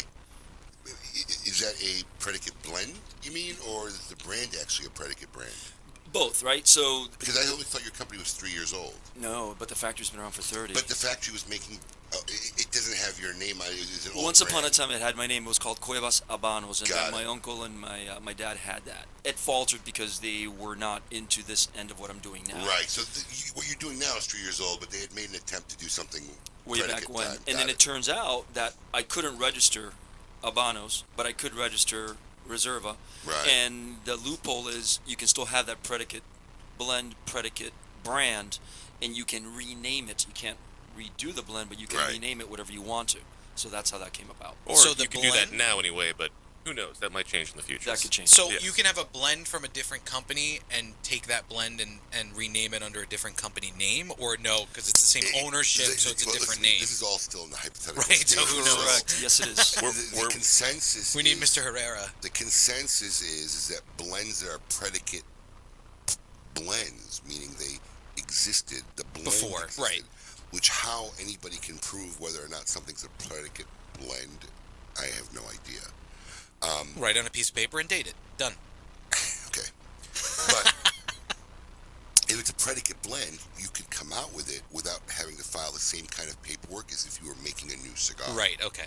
Because the blend existed before then, so there's some, from what I understand, I don't understand it half the time, but I guess there's some exemptness of using a blend that's a predicate blend as opposed to, hey, we just made a blend last week. Right. You know. That's correct. And then by the same token, if you go to a factory that has predicate product, Well, you any come up with factory new- pretty much has been around, or they got tons of predicate blends. Well, the idea, though, it would have to have been in the market for a certain amount of time and marketed and so forth. Right. And Oh, again, Frank okay. Herrera would sort of guide that. The blend, not The blend itself, not Right. the brand or the name. Right, which kind of becomes problematic because then you could say, well, you know, there are only so many predicate blends, so at what point are we just getting the same cigar with a different band on it? So I don't know. I really don't know. Or as Matt Booth likes to say, all it really is rolled up tobacco bunched together in a phallic shape. Brilliant! Unless Sounds like it's something Matt he would Booth, say. it might have some of his beard in it. You never know. You know, he smoked Matt Booth's beard. Was it his beard or was it his... No, it was beard. No, it was beard. We told him That's it was inconceivable. We told him it was his pubes, but They said that after the fact. it was his beard. Yeah. I mean, he literally took beard hair, rolled it in a cigar, which he smoked. Did you smoke the whole thing? Nope. Why would you do that? Yeah, it smelled. Clay did it first. It smelled so bad. Burning hair. Yeah, burning hair. Did you Terrible. think you were having a stroke for a moment, Adam? No. You smell burning hair? You just knew right away, what, after you took a couple puffs, This that was something something was wrong? that Clay had set up with Matt. and George Rico, because George Rico rolled it on site, Yeah. right? They shaved Matt's facial hair. George took it with some tobacco he had, rolled it, and then Clay was going to smoke it. Mm-hmm. And of course, you know, Adam is such a Boofy fan. I was going to say, he would have You guys smoked it no called me matter over and what. said, you guys have to do this. I'm like, all right, fine. Dude. But you didn't know at the time that there was facial hair in it. Oh, no, You just he knew. smoked it. Yeah. No, he knew. Wait, In fact, I think we told him it was pubic hair. see, No, you didn't tell me that. you're changing the story. So you knew before that there was hair in the cigar. It was sticking and out you of the cigar. smoked I it. was trying to make good radio content. Thank you, sir. May I have another? This is on the air?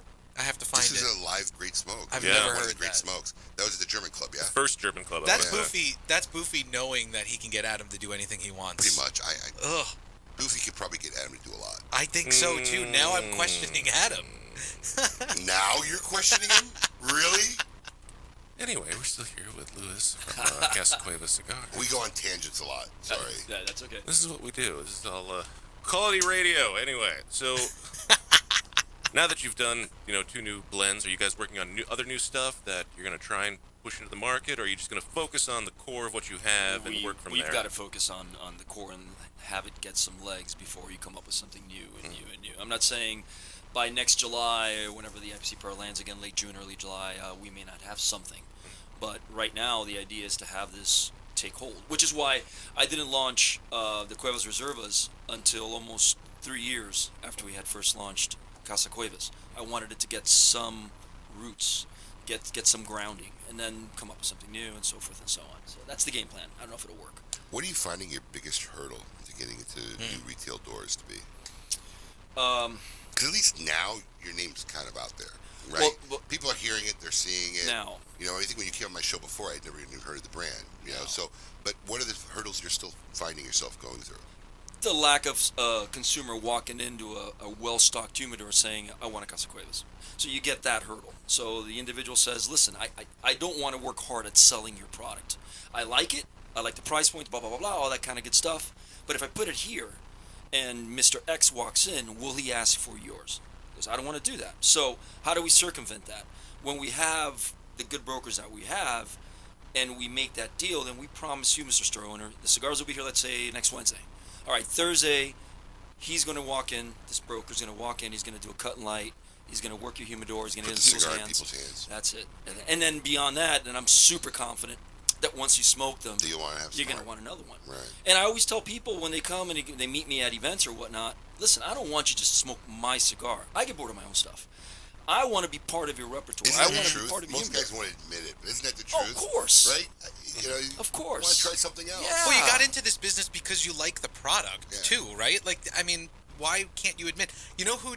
There's a lot of brand guys that I'm starting to see that though. They'll actually show that they're smoking another Skip cigar. does that a lot. Skip does Listen, it. you know Juan who- Cancel He probably does doesn't it. have enough product of his own to smoke. You know who's the originator of that?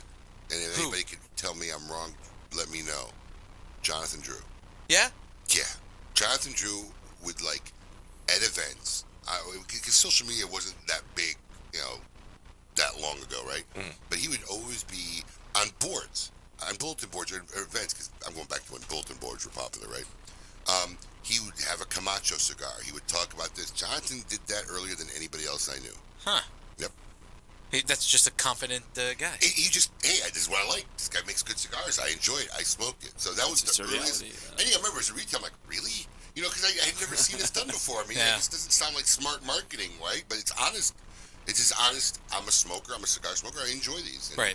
You know, that was the earliest I've seen anybody do that. Now it's common. A lot of guys will smoke.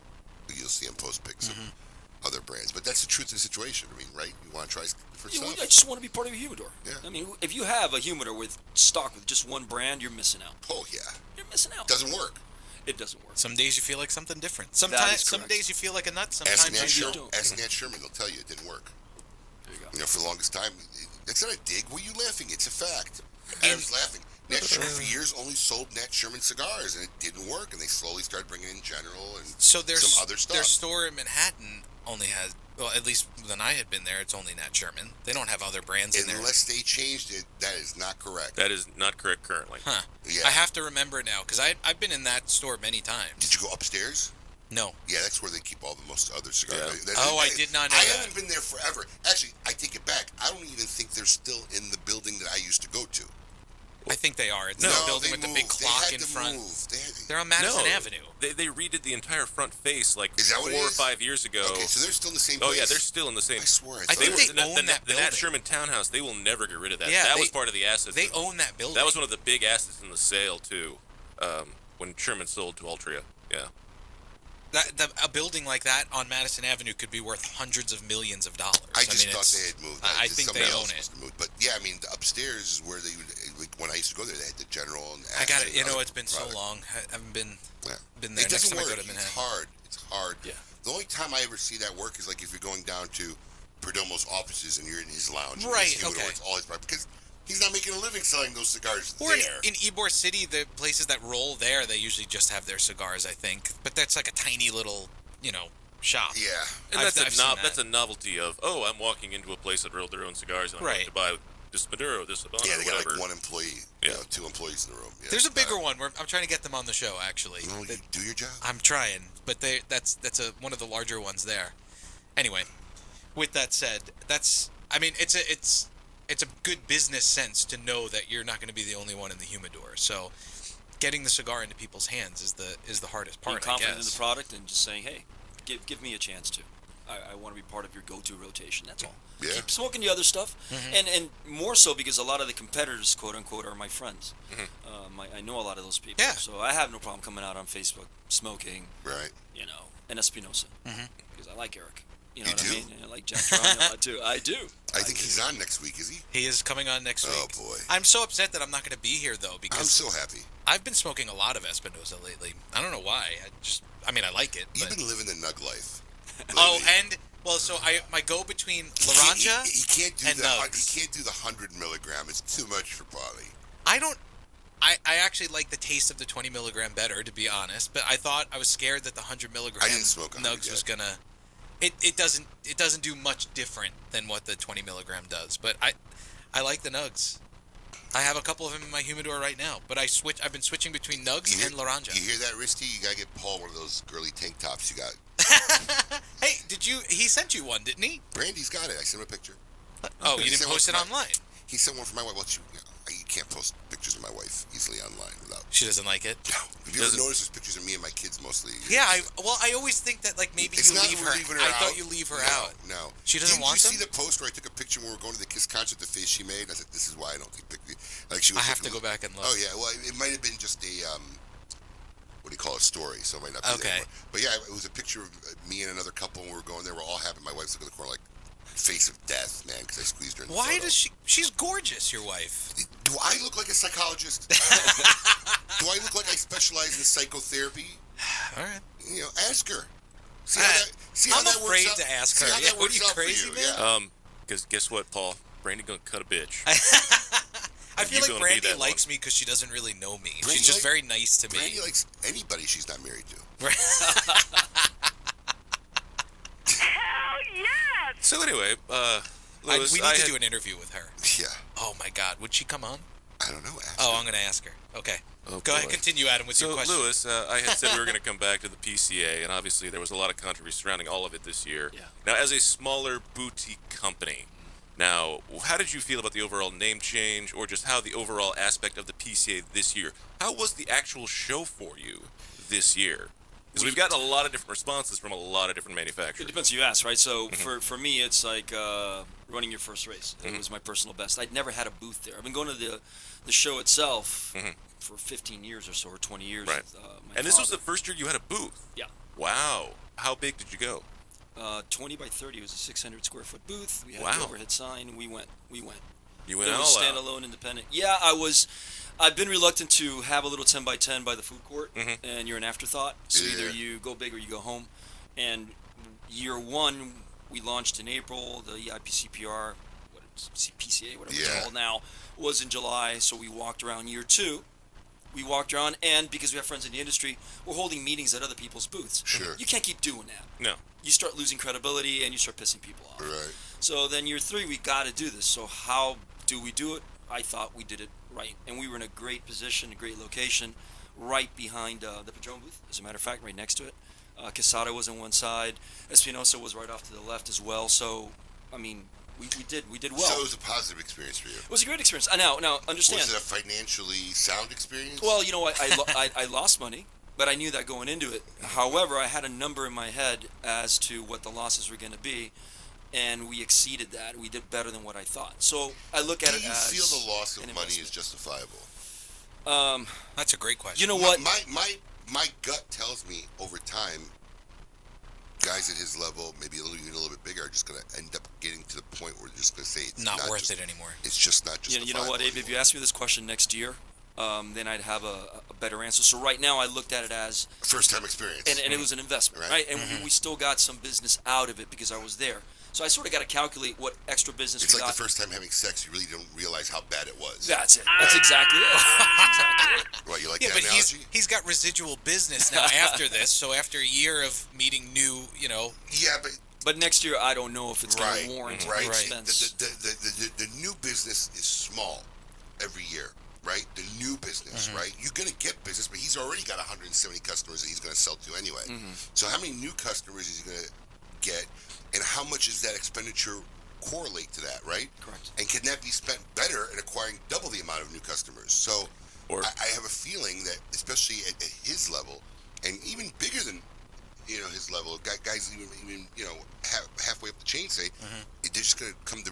I know a lot of them are talking like they really can't stand it anyway, and it's not cost prohibitive. But I really think that Swisher, not Villiger or Swisher, it's Villiger. Villiger pulled out. Villiger has paved the way now for people to say, you know what? I guess it's really no big deal. Well, TPE is looming large too. Well, that's my other prediction. Is I think TPE will acquire. I'm there. I'll be there in PCA. January. They're flying in double the amount of retailers this year. And the They fly expense, you in. and I can guarantee you, sitting here right now, that after I finish TPE, I will have made a profit. The investment is so welcome. Minimal, yeah. Oh my gosh, it's phenomenal. I mean, Well, the difference is it's run like a company. The marketing people, putting it together, full-time people. It's not, a side job. It's not, a side job that offers perks to a bunch of retailers who've been in the industry it's not really their full-time concern, right? So it's managed differently, and that's why I think it's going to end up either surpassing or they'll merge. I mean, I really don't see any reason to have two major shows. You can have one major show. There used to be 4. One major show one major location, segmented off different areas, different people can go. And you want to know what? You may have more synergies. You may have a guy like me who will go into the C-store side and whatnot and say, hey, you know what? I don't really normally like this kind of stuff. This particular thing may work in my store or whatnot. Or guys on that side who may get a little bit more into premium, right? You know, like a TPE, which is the TPE. It's exactly what a TPE is. So That's exactly what it is, yeah. Yeah, I don't know what the future holds for that. No, but it's interesting. It's interesting. I'm excited about January. I am looking forward to it. How are your feelings on CigarCon? I was listen. I was you're a new guy on the block. So I wasn't happy with it. I you weren't happy with it. Why? I couldn't wrap my brain around it. So I don't think they wrapped their brain around it. Well, to be that's honest. obvious, right? Right. Yeah. So here I am. Day one is going to be a complete waste with a bunch of people walking in. Complete utter waste of a day. It's a waste of a day, and then I've got to essentially set up twice because I can't have what I have for displays for all these folks and what I'm going to show prospective clients that own stores and retailers. And how many of those people you think you would have seen on day one? Probably next to none because they're going to get tickets, and what they're going to do is they're going to run straight over to. Tickets for they're going to run to Fuentes. They're going to run to Padron. I can't blame them. Right. You saw the flaws immediately. Yeah, I was not happy. But were you prepared to partake in it next year if it didn't? I had an angle. I remember showing this with Gabriel Alvarez. I go, we'll do day one is we just won't show up. I just won't be there. But I thought they totally had a thing in there that you had to have. Exactly. We had an emergency. I had to be there. We had an emergency. And then after that, I was going to also pay attention to the companies that didn't sign up immediately. There were a lot. Yeah. Which nobody talked about. So exactly. So I was keeping an eye on them. If they're not going, hell, I'm not going. Right. Which was another question I had. Had they kept all this, had you initially signed up, had you already paid your deposit for next year? I would have had to see how it would pay out. I did not pay the deposit for next year. Oh, wow. I balked on that, too. But I know a lot of other companies did, but I was kind of watching. Even TPE, before we signed up for it, I picked up the phone, and I called, principals in different companies. I said, do you think it's worth it for me? People that I have faith in that have been in the industry a while. And they gave me the green light, and I did it that way. Everybody talks extremely highly about that event. Yeah, I'm excited. Everybody.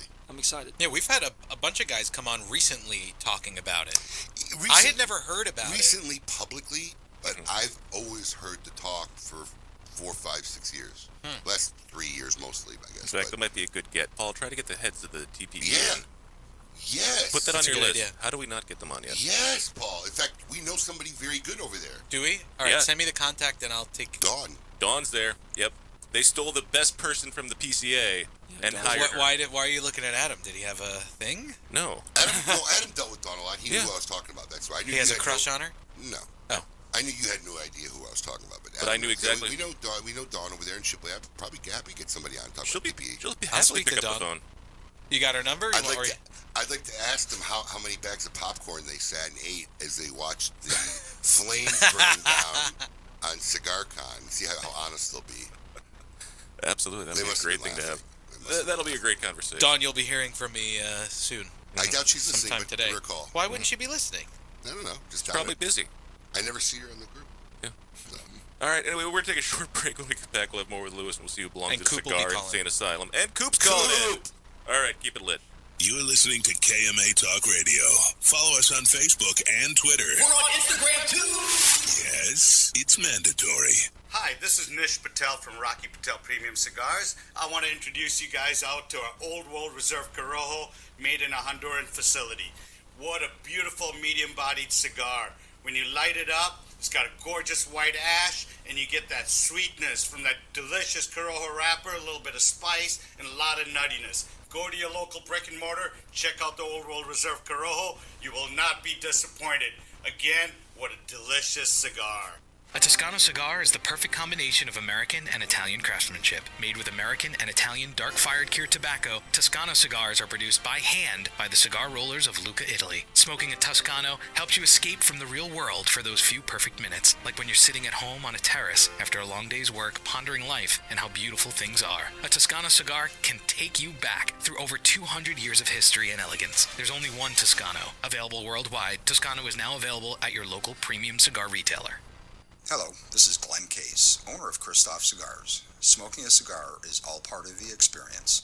For me, there's nothing better than gathering with friends after an amazing steak dinner and smoking my GC Signature Series paired with a fine glass of scotch.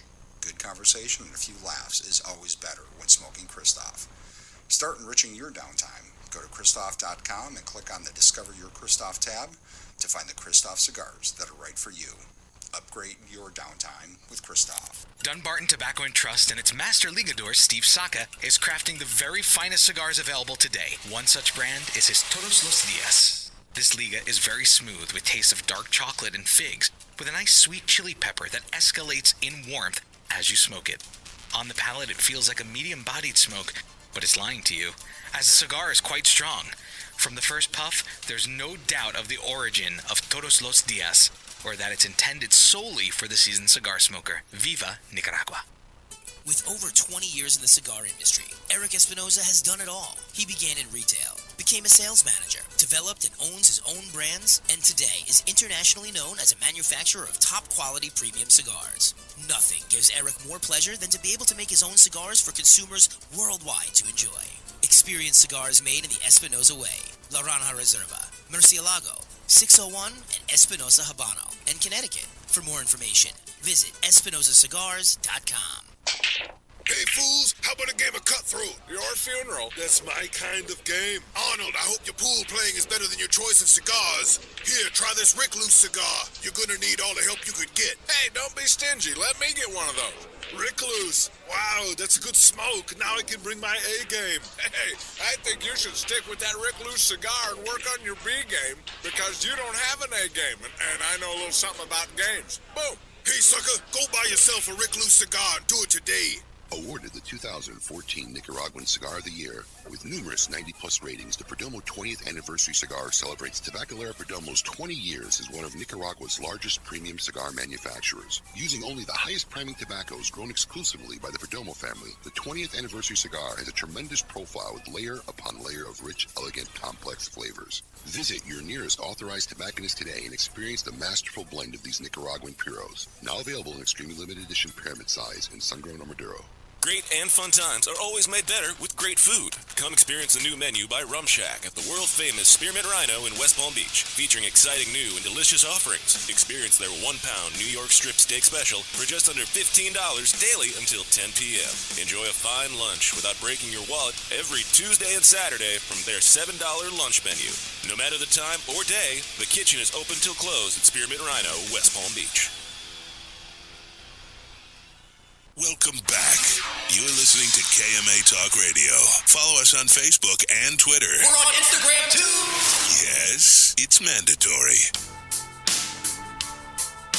Welcome back to KMA Talk Radio, broadcasting live. I am Adam K. the Brewmeister. With me, of course, Mr. Honest Abe. Hey. And, of course, Paul, the producer. That's such a great title. Paul, the producer. Would you like something else? No, I'm a fan of alliteration. Paul, the guy who likes to show up occasionally and wants to whine about whatever he can whine about.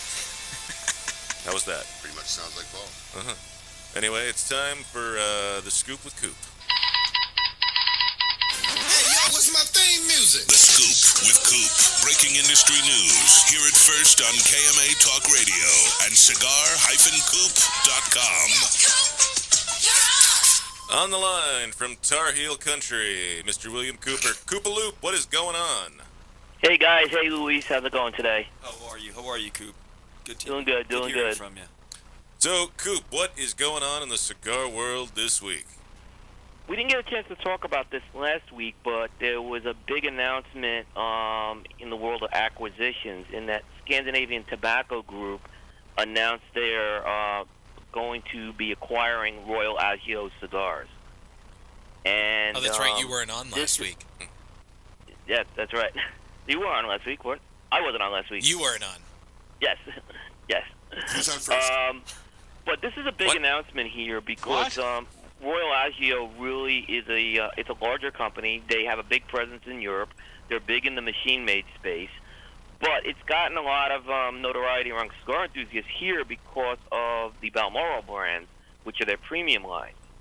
But this was an acquisition that was really targeted at Scandinavian Tobacco Group, which actually owns General, trying to solidify their position in the European market in the machine-made market segment. And they actually said that in a press release. And really the big question that's kind of coming out of this is what's this going to mean for Balmoral, which they've been trying to make a big push in the U.S. market with right now. and there's a lot of questions in terms of what Scandinavian is going to do with that particular brand right now. And a lot of people have been disappointed because Balmoral's gotten some nice buzz in the industry right now. What is it? What is it you think they'll do with the brand? My gut is, if you look at the past history, there's not going to be room for that brand in the portfolio. Why not? Because there's a ton of brands already in the. You look under General, they already have too many brands. They've already, we had when we were with Jack, Tarano pretty much sunsetted. Dunhill shedded from their portfolio a few years ago. I don't see where there's room for this and how they're going to market this brand. No one's listen to me. In the day of age of predicate blends, and Balmoral is a predicate brand. Just to let you know. Yes. I don't see that brand going anywhere. But what Tarano was predicate. So am I lost here? Maybe I'm not understanding what you're saying. Do they not make Tarano anymore? What they make it, but they've pretty much, as far as Tarano goes, it's a brand that's kind of sunsetted right now. That brand is not really getting a lot of buzz anymore. I got news for you. Brands sunset because the consumer market allow it to sunset because they've sunsetted. No one sunsets a brand that's doing great.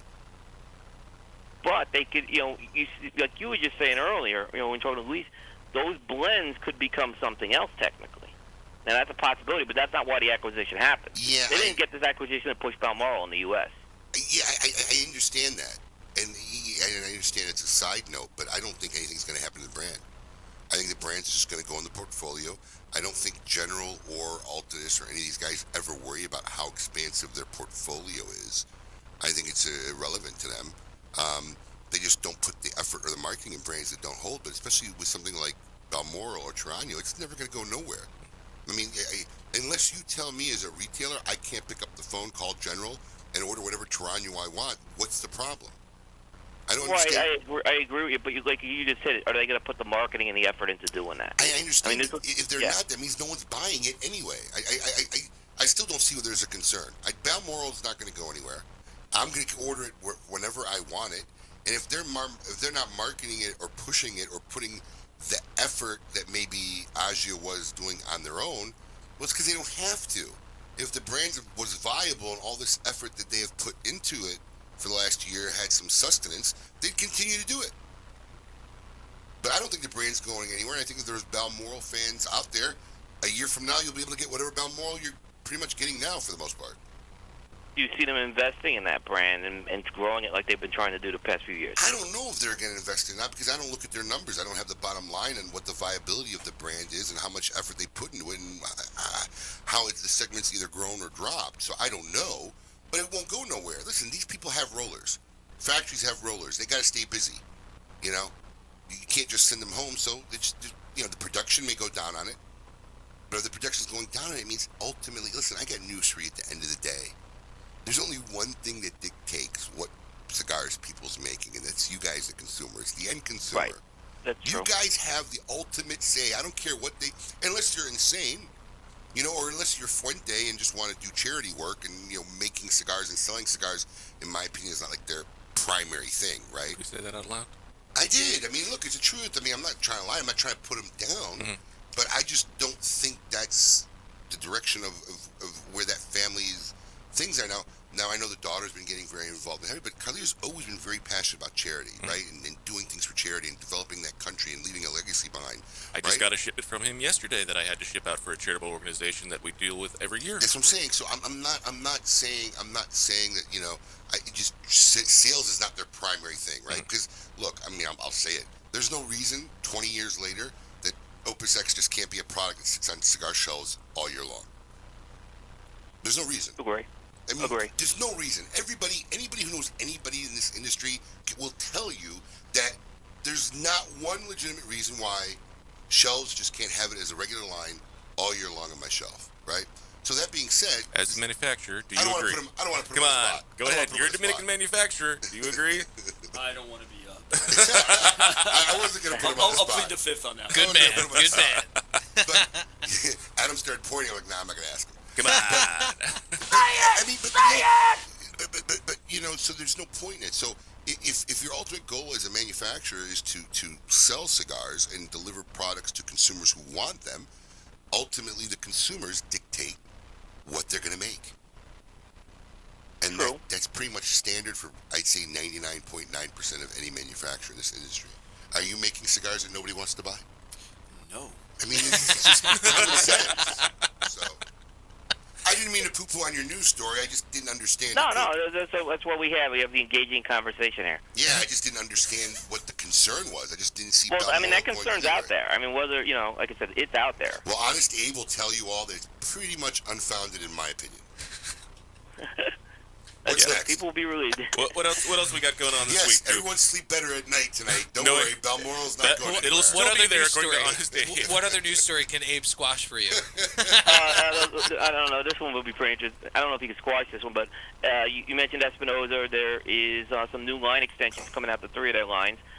They are coming out with Corona-sized line extensions to the Crema, Habano, and Laranja Reserva lines.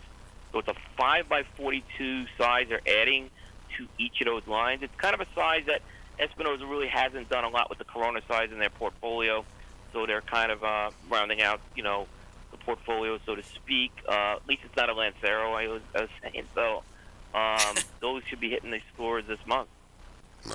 All right. Okay. Yeah, we'll make sure you keep your eyes on the shelves for those bad boys. We'll talk to Eric about it next week. Also true. And why he's trying to extend all these lines with Coronas. Interesting to see. So what else we got, Coop? Another line extension announced was under Alec Bradley, the Magic Toast line, which the line has done pretty good for them.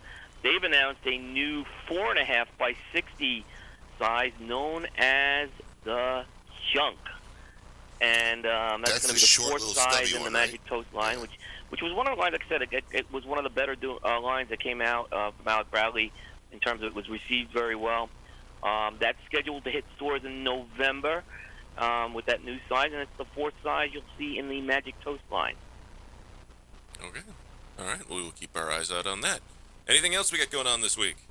Drew Estate Undercrown Dogma is heading to retailers. So that's a cigar I think folks are familiar with. Is this the that is the cigar that was originally the Cigar Dojo exclusive. That was originally, I think it launched at Smoke Inn and was an exclusive to Smoke Inn. 6x56 box press Grand Toro.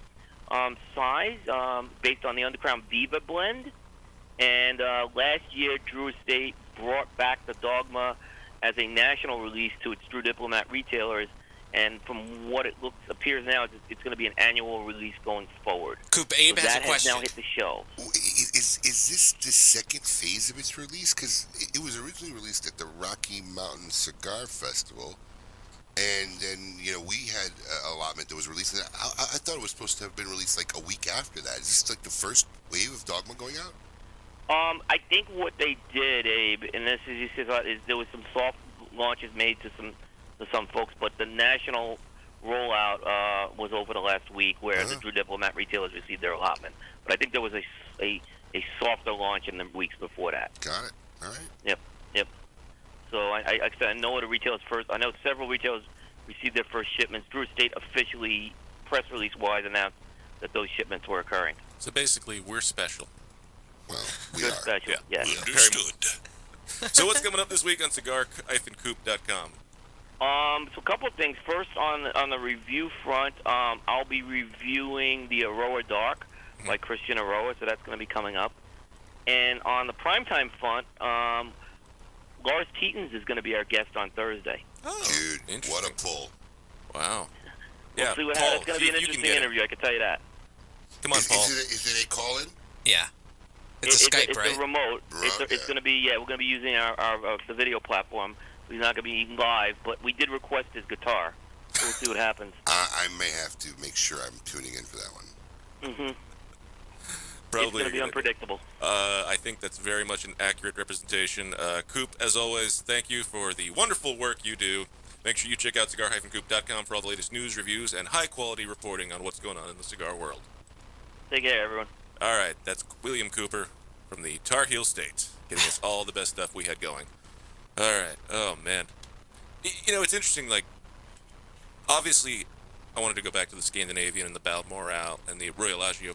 It was very interesting because they definitely wanted it for the European market. They wanted to expand upon their machine-made and really bluster into that market. And I don't think they're worried about the premium side. And it's all definitely a money grab because Royal Agio sells billions of dollars in cigars in Europe. I understand, but it's no secret that they're not worried about the premium side because these companies aren't worried about passing anything that helps a premium cigar exemption. Right. So, yeah, I mean, it's not where their money's at. It just also seemed interesting. I found it interesting that they were buying a company at this point when, they kept having down market turns on their annual reports. Scandinavian kept having down numbers for the last year and a half, I want to say, on their annual report. But we've had people on here say that they're silently picking up everything, and now it's making the press, I guess, more. But it seems like that's their strategy, to just buy every single possible competitor, at least in that side of the market. I just don't know how antitrust laws don't get involved at some point. See, that's an excellent question. I'm not smart enough to answer it. Mm-hmm. But at some point, got to be some antitrust Well, is anybody issues. looking at this industry for that type of thing? I mean, they're looking at everything else. I mean, I don't know. But that's also mostly European as well. That's a lot of European. And how is anybody really, looking at that in Europe and trying to, legalize or just, lawyer it and just anything part of it? So, I don't know. I mean, if I were a cigar manufacturer in this day and age, you have one in the room if you want to ask. So if Scandinavian offered to buy you out right now, would you do it, or would you stick around? Buy out what? The brand? Buy out just the brand. Yeah. Just the brand. Buy out just the brand. I mean, they offered the right number, because you can just come back again and do it a few years. Do another one. Non-compete, and you do it again. Yeah, of course. There you have a very honest answer. That is a very honest answer. So, Louis, obviously you've mentioned earlier in the show that you've been doing a lot of traveling and going on through things.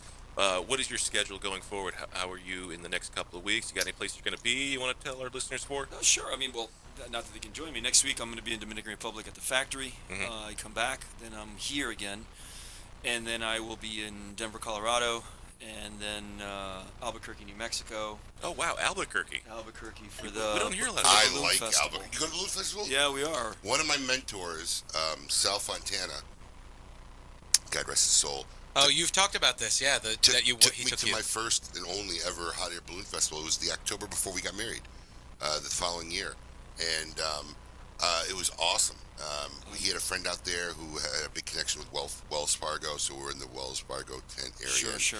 Watching. Have you ever been there before? I've been to Albuquerque, but I've never been to the Balloon Oh, Festival. you're gonna love it. I think we talked about this last time while he was on the air. You talked about the Balloon Festival. Believe it or not, like 3 years ago. But yeah, they do a flame thing at night where they all glow at night. They have them all lined up in fields. They turn on the heat and they just all start glowing. I'm looking forward to it. Yeah, and watching everything going up and get a ride while you're out there. You can get a ride. I'm going to try. We're going to be at a great shop called Monty's in Albuquerque, and we're going to be doing essentially a presentation. That's the wrong word to use. An event, lacking the word, there during the festival itself. cool. So if I'm able to get a ride somewhere along the way, it'd be great. My son's traveling with me for this.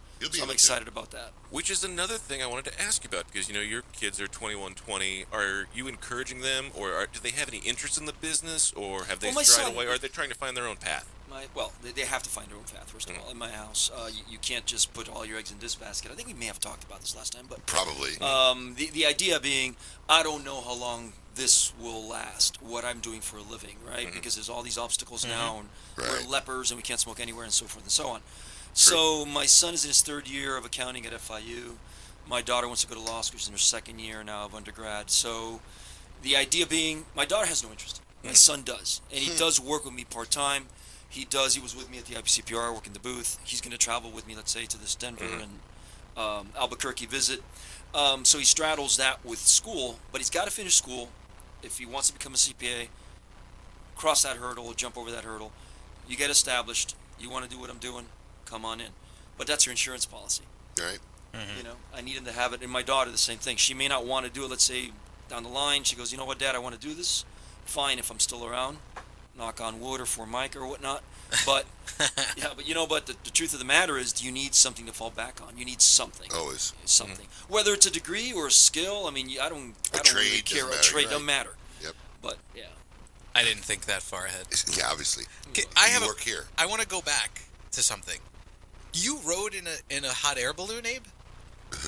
No, I'm actually asking. I can't imagine you getting in a hot air balloon. I feel like you wouldn't go up. Like, don't you have a heights thing? No. I would skydive if I could legally do it. Why can't you legally do it? Weight capacity. No kidding. I outgrew a lot of things. What? You're dropping from the air. Why is there a weight capacity? Parachute, liability insurance, zip lining, bungee jumping. I outgrew the weight capacity. Indoor skydiving, I got to do a couple times before I outgrew it. But I outgrew the weight capacity for the majority of these types of events by the time I was a sophomore in high school. Wow. Most rides at theme parks. That's usually typically a chest issue with me. They won't close. It won't lock. Right. I can't get that fourth click or whatever it is that needs to happen. Fourth click. Yeah. When you when you go. It's not the waist issue. It's always the chest the chest harnesses that got to click like 4 times and it won't. Well, so with this challenge, maybe that we could celebrate if you win the challenge. I'll take you to Disney World. The standard, that's doable. But the standard for most policies is typically $250. 300 sometimes you could find. Like I went parasailing once, which. Well, so you have a goal to set then. I mean, yeah, okay, that's my driving to force. Go parasailing, yay! On a better note, going back to Albuquerque, I mean, anyone? El Camino? Oh, yeah. Right. Oh, yeah. Yeah. Oh, no, when they released the teaser. Did you see the trailer? Oh, I saw the teaser and the trailer I've seen. The teaser. I only saw the one that you posted. Oh, are you a fan? I mean, I watched Breaking Bad. I loved it. You watch it or watched it? I watched it. Yes. I watched Breaking the whole thing. Bad fan or no? Big time. So you're looking forward to this? Yes, I am. I don't remember the date. I don't. October 11th. So you got Peaky Blinders coming out, and then a week later you got El Camino. This is gonna be a good October. And the crazy thing is, like, they put out the teaser 6 weeks before the date. Like, literally, just here's a teaser, and it's gonna be here in 6 weeks. It was like, oh. And the best part is, like, in the trailer, I have no idea what's gonna go on. No, I have no idea what it's about. I have no idea. I don't understand. And the best part about the trailer, I have no idea who the guy at the end of the trailer who says, he's "Are you having ready?" He's having a standoff with. I think so too. I don't know. Are you ready? I think it is too. That's why I asked him. Oh, you don't have Facebook. I keep forgetting. Yeah. I said, is that Robert Cranston's voice? It sounds like it. I don't know. But yeah, I'm pumped. Yeah, but maybe a good October. You think that teaser trailer pumped you up? Did you not read my post? I'm just, I was confused watching it. I don't care about understanding. This is why you're a weird person.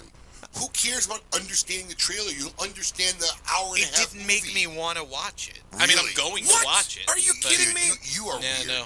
As weird it didn't make me want to watch it. I just want you to know, when you look at Adam and you see all these oddities that so intrigue you, yeah, pretty much I look at you the same way. Dude, we are nothing alike.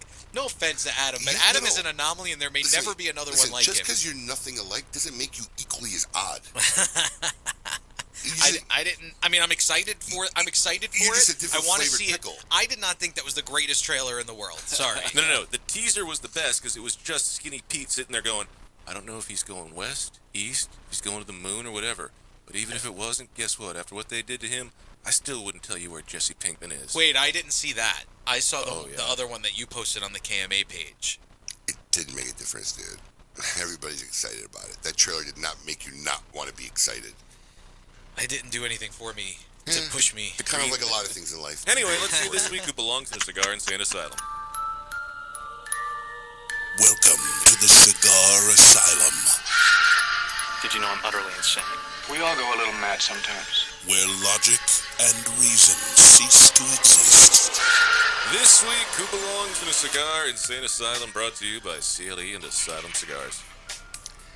Edmund Lancaster and his wife... Edmund Lancaster and his wife, Gloria, were at a petting zoo in Louisiana when their dog crawled under the camel paddock fence to allegedly run and get some treats from the enclosure. Now, by the way, I saw this story last night on James Corden. This was at a gas station. Petting zoo. That was left out of what you're reading there. Wow. It was a gas station petting zoo. So the gas station had a camel. Had a camel and a petting zoo. Where was this gas station? In Dubai? In Louisiana. I know. Yeah. In Dubai. What's a camel doing at a gas station in Louisiana? There's camels that live 5 blocks away from your house. All right. So anyways, he was throwing some treats, and the dog runs in there. After the dog and the camel began interacting, Gloria, 73 years old of Milton, Florida, crawled under the barbed wire fence. Always a good idea. Yep. To retrieve her pet. Apparently, she provoked the camel by getting in its personal space, and it reacted harshly by sitting on her. While under the 600-pound camel, wait for it, Gloria took evasive action to get the animal off her. She bit him in the testicles. I wish there was some video footage of this somewhere. I just want to see the camel's eyes when its testicles get bit. I'm like seeing the cartoon, where the eyes bulge up and open up, 100%, right? yeah. No way. Further investigation found that the couple had provoked the camel and were cited for leash law violations and criminal trespassing. Congratulations, Miss Camel Biter. You are this week's inductee into the Cigar Insane Asylum, brought to you by CLE and Asylum Cigars. Yep, only in Florida. Wow. Well, it was in Louisiana, but it happened to be a woman from Florida. There's a connection always. Yeah, it's giveaway. Always, right. Yes. And nothing says I'm going to try and save myself by biting a camel in the testicle. Yeah, biting Joe Camel. Anybody remember Joe Camel? Yeah. Of course. Wow, everybody in the room knew that. Of wow. course. Okay. Oh, yeah. Yeah. I remember. I bet you some of that memorabilia is immensely valuable right now. Oh, I bet. I remember them talking about it to us in school, how they're trying to sucker you into smoking cigarettes by showing you a cool cartoon camel smoking cigarettes. And I'm like, what's so cool about a camel? I don't get it. Right? It doesn't make me want to Super smoke cool cigarettes. Camel. Nothing says fun times like an alpaca. I don't know. It works for me on Cheetos. Ugh. They've made that character such a douche, if I may say so myself. He used to be like cool and elusive, and now he's like so full of himself. And what's his name? Chester Cheetah. Chester Cheetah? Yeah, I don't like him now. He's a cocky SOB. You're just odd. You're agitated by a fictional cartoon character. Yeah. Now Tony the Tiger. Because he's gotten cocky. Now Tony the Tiger, that's where it's at, man. I like when they go, oh, this looks like a beluga whale. Well, let's find out. And then you go and they find a beluga whale and they hold it up. Oh, yes, it is a beluga whale. I think they're entertaining commercials. Oh, fantastic. Louis, thank you for being here, and best of luck to you and Casa Cuevas Cigars. And Casa Cuevas. Casa Cuevas, sorry. And hopefully no one breaks into your humidor again. I doubt it's going to be that easy anymore. He's probably got poisonous fog that shoots out, tacks that come flying. Electrostatic flooring. Yeah. Right? And I think I'm going to try to get that German Shepherd we spoke of earlier. Yeah, man. Yeah, man. That'll do it. Yeah. They won't even eat food that the owner doesn't give them. Wow. Oh, yeah, because otherwise you just drug them. Wow. Yeah, my sense. If the dog's owner, doesn't feed that dog, he will not eat food. What if you have a dog sitter? What if somebody else has to feed the dog? Those dogs don't get sick, dude. You take the dog everywhere? I'm just telling you, those dogs are trained not to. Like you in the movies where they throw a piece of steak in with some drug. Yeah, it works for my dog every time. Yeah, real dogs, like tactical training dogs, don't eat food that people give them. For that reason. Mm-hmm. That makes sense. Yep. So yeah, the more you know here on KMA Talk Radio, and we're next week we're going to have the dog whisperer himself on to talk about Eric Espinosa. He's a dog whisperer? No. Oh, because he's the alpha dog? Yeah, well, that's also true. Yes. All right, this could be a good wild show. Oh yeah. Maybe I'll call in. Please don't. Yes. Oh, all right. Please don't. You act like you add something to the show. Dude, you love me so much, and you're like trying to push. Yeah, you're trying to push me away. You love me so much. You're trying to push me away. Such a big word. Yeah, you do. You do. Appreciate, enjoy, love. No, I think you love me, and you try to push me away when I let you down when I'm not here. I push everybody away. Yeah, well. It's not gonna work. I get claustrophobic. I'm not gonna let you push me away, Abe. This is like a Jerry Maguire episode. What the hell is this? What the hell is what are you I'm thinking the exact same thing. We listen to Jerry Maguire? No, you had me at hello, Abe. Are you having me at hello? What is what's this? going on? Hello. You need to. You can express your feelings. We need to get off. We need to cut the show before this gets all sensitive. Anyway, we hope everybody had a great time. This is KMA Talk Radio. If you missed any part of it, check out the KMA Talk Radio Facebook page. You can catch all the highlights and all the great stuff and the podcast from iTunes on Monday. Yes. Till then, and as always, we'll be here with Eric Espinosa next week, live and ready to go. Keep it lit. You're listening to KMA Talk Radio. Follow us on Facebook and Twitter. We're on Instagram too. Yes, it's mandatory.